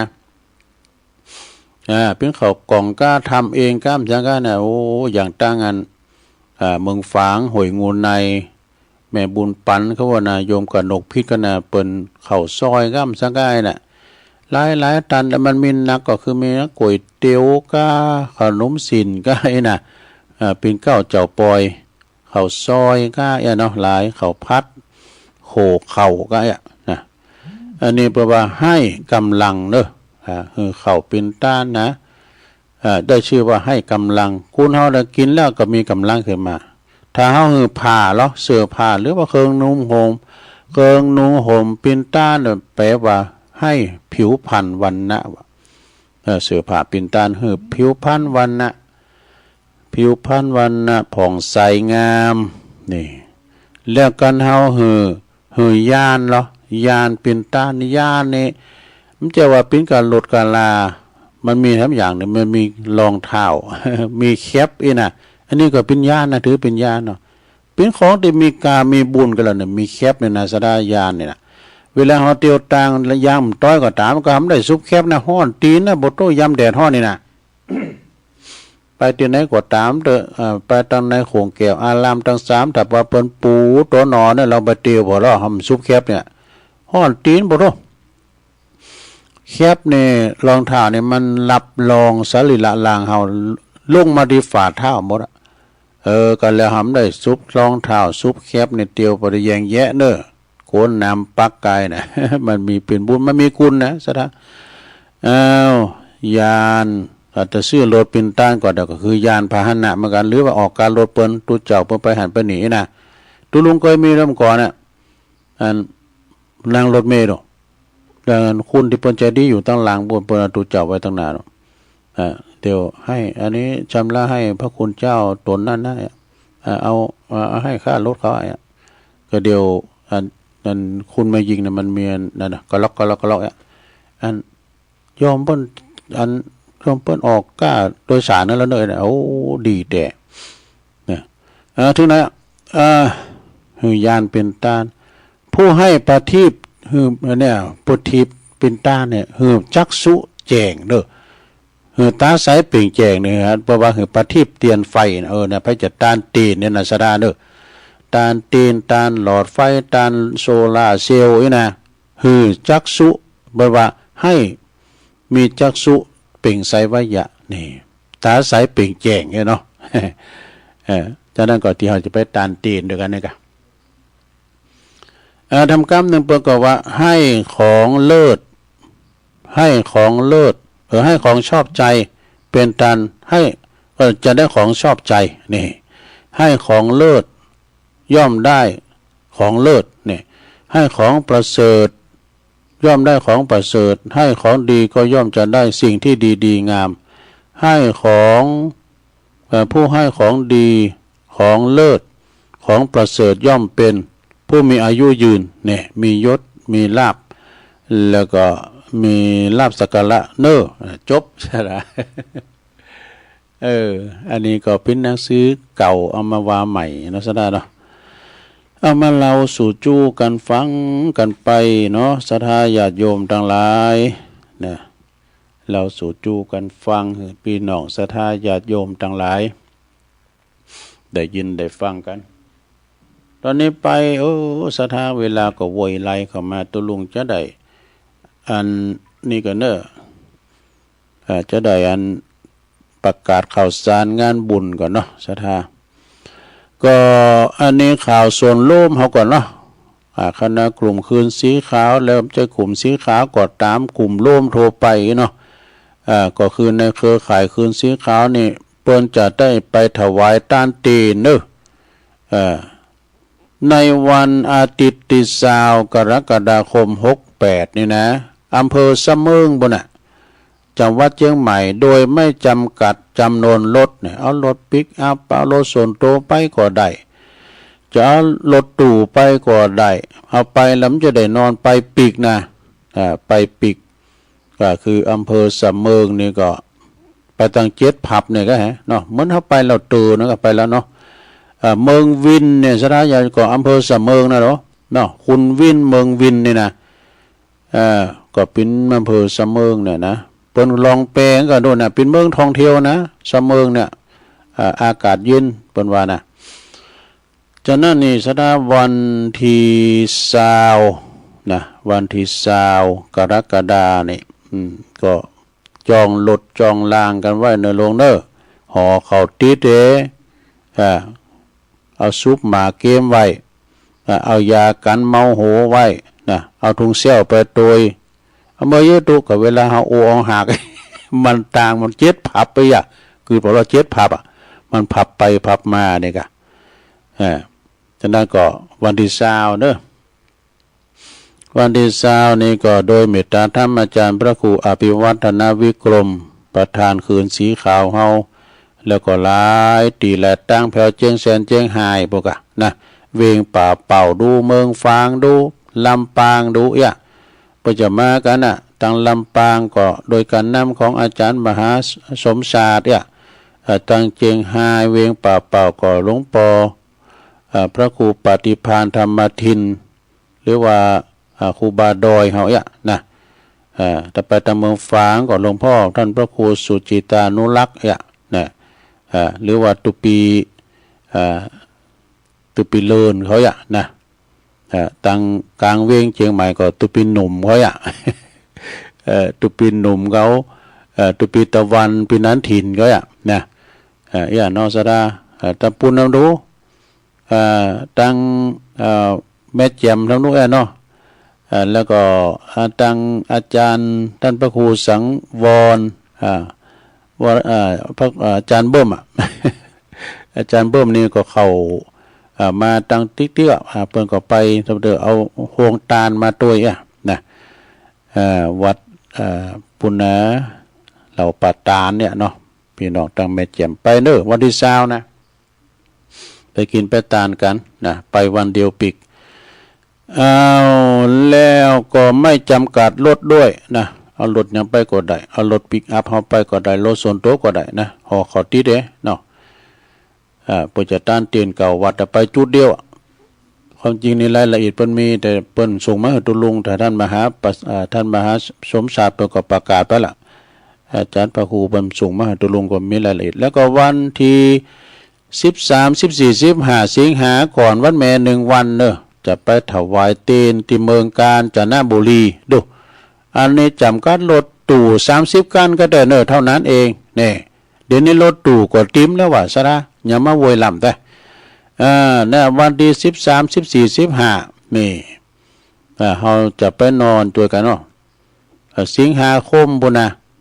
เมืองกาญจนบุรีนี่ตุลุงก็บ่เคยไปสักกรรมเตอเพื่อว่าไปขึ้นรถไฟน่ะจะคือหมดเมืองการก็จะมีจำกัดรถตู่ถึง30 คันก็ปากันไปซะนะติดต่อสอบถามรายละเอียดได้ที่อาจารย์พระครูอภิวัฒนวิกรมเด้อประธานการจัดงานครั้งนี้โดยเนาะแล้วก็ทำงานหนึ่งนี่ศรัทธาญาติโยมทั้งหลายวัดเหล่ามนทาทิพย์นี่เพิ่นจะมีงานบุญใหญ่เด้องานอย่างตุเพิ่นจะมีงานเฉลิมฉลองกาตั้งเจ้าอาวาสโดยแล้วก็จะต้านกุฏิโดยเปิดป้ายวัดโดยวันที่4นะกรกฎาคมในเวลา 16 นาฬิกาในประจัยแห่เด้อ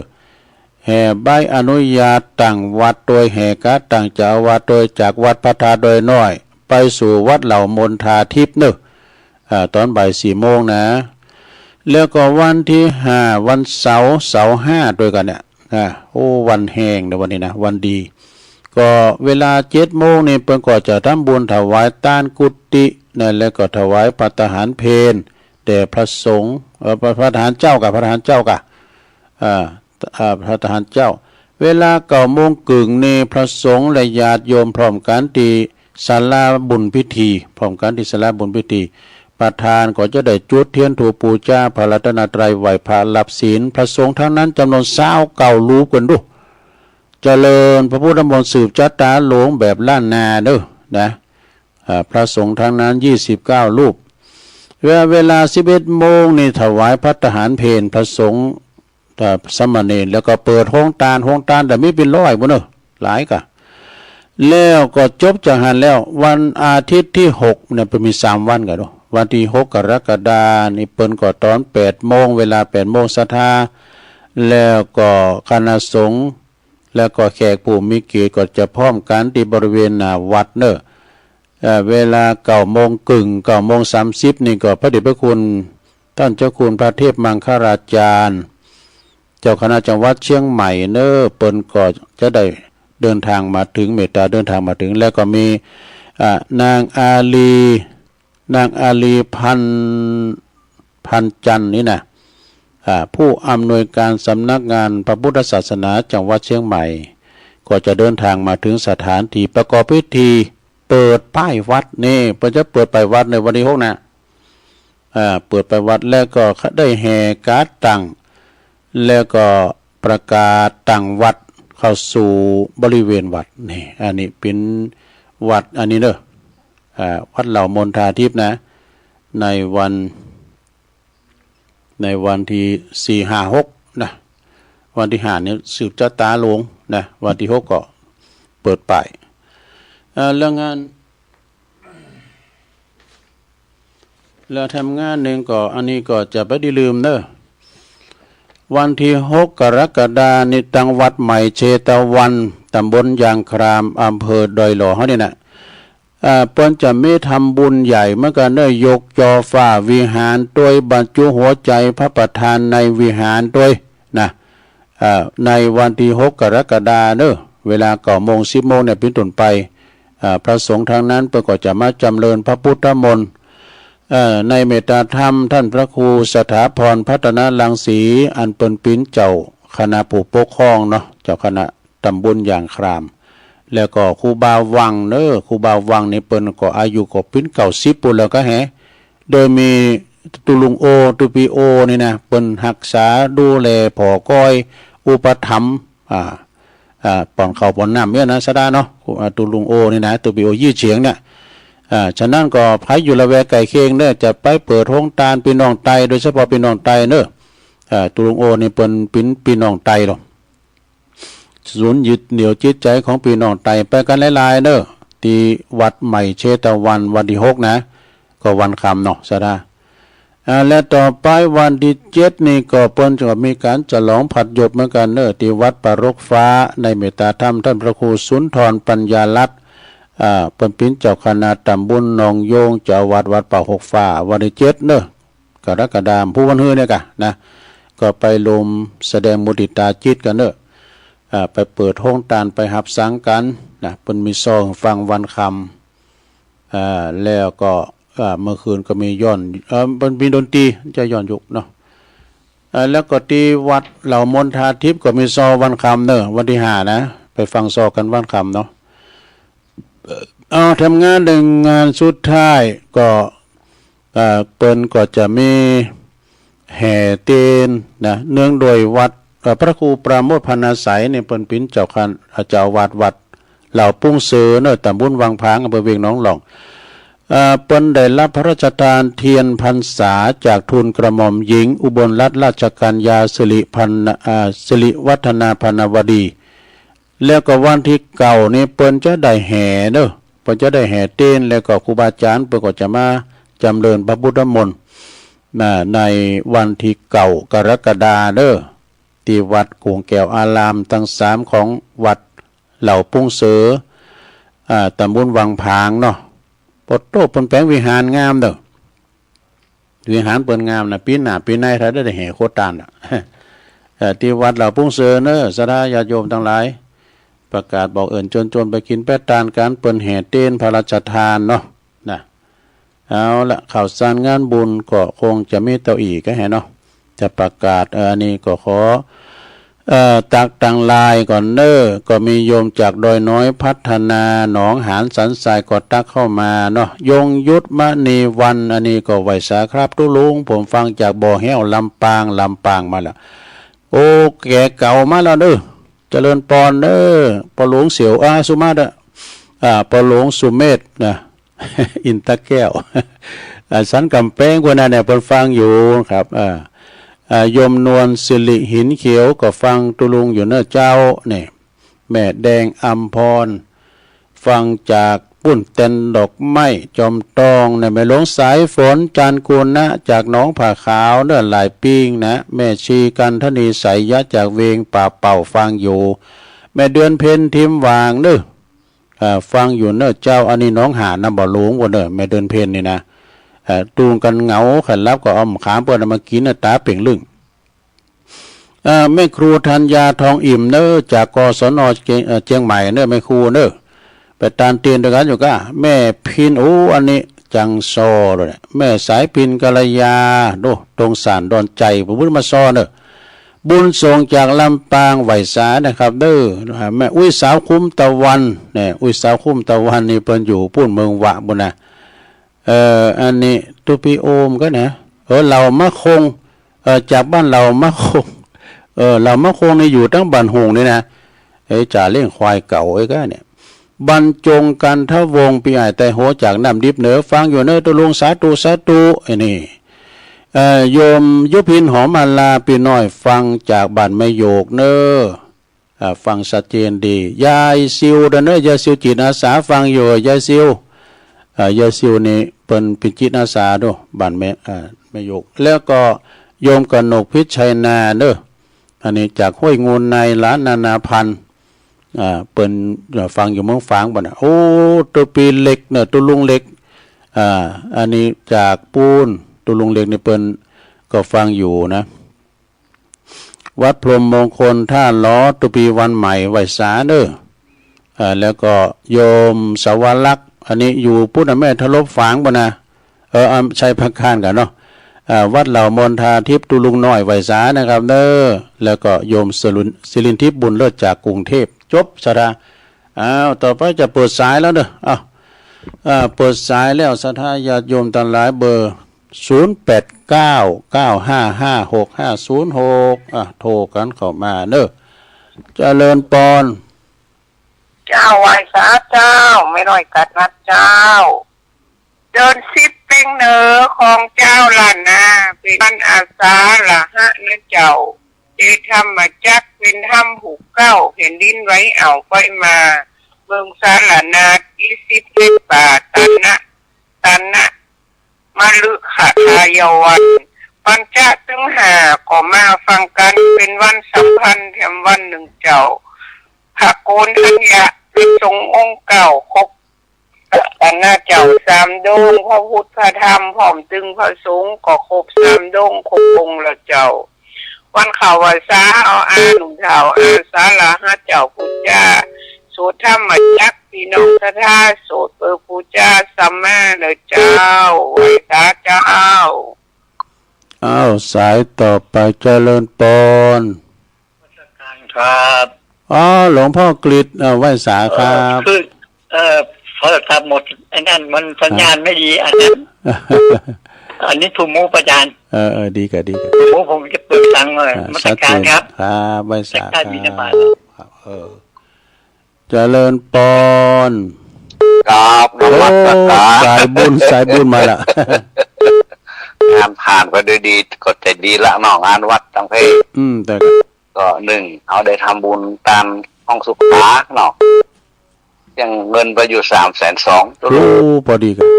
มันคือ VIP ยังเจ้าสุเพชรมาเป็นประธานว่าลุงยองประชาสัมพันธ์คือมาเป็นห้องน้ำ VIP แก่น้ำปล่อยแก่ค่ะแล้วเดี๋ยวนี้จากสำนักสงฆ์ที่พักสงฆ์ยกระดับด้วยการผ่านการตรวจสอบของคณะสงฆ์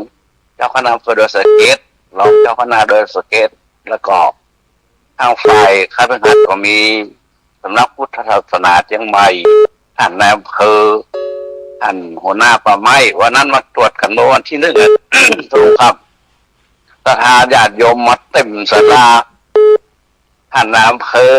ถามว่าศรัทธาญาติโยมทั้งหลายใครก็ได้วัดก็ยกมือแล้วปัดต้อง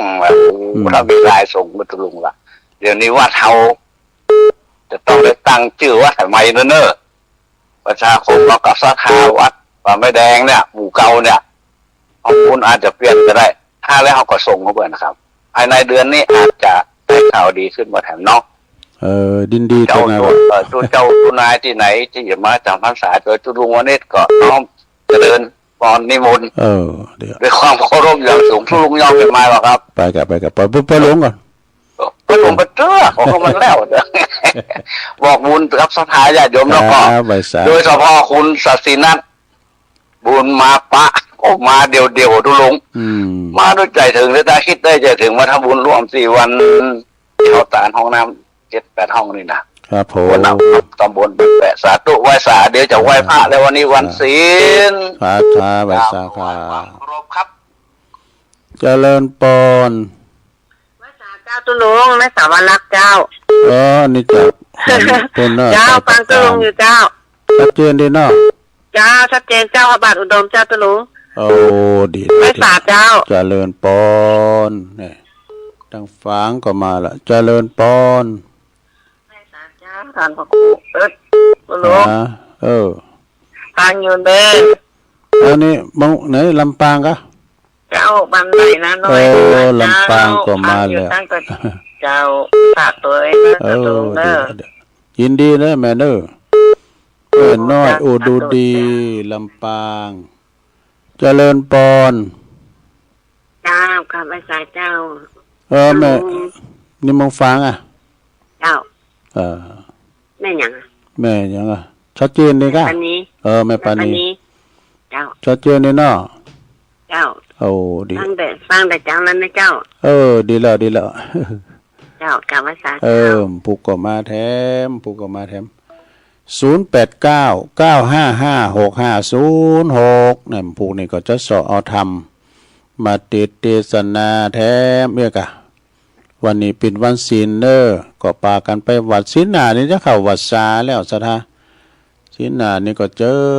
นปีเจินน้องศรัทธาเฮาไปเข้าวัดเข้าว่าจำสายหนึ่งเจริญปอนเจริญปอนโอ้โหปีอาใต้โหมาแล้วลื่อหลงมาแล้วเกิดรถแตนเนาะมันเกิดรถแตนเลยวันต้องต้วยรับต้วยทุกปีครับไม่ปิ้นอย่างก็บางปีทำมีว่าคิดไปทำเนอะนี่ฟังต้วยรับต้วยเนอะนี่รับแต่ปีรับแต่กันมาถึงตอนทุกปีเนี่ยอันนี้ว่าอันของความอันไหนเป็นยัง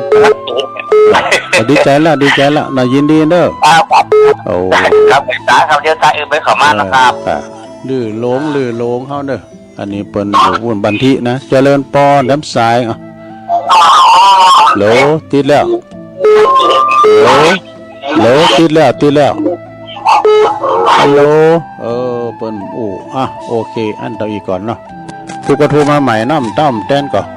เอาละตุลุงบริหารเวลาครบบอดีขอนำรายการจากลาศรัทธาไปก่อนเดี๋ยวฟังธรรมพระครูต่อจัตตาโลธรรมาวัฏันติอายุวันโนสุขังปะลา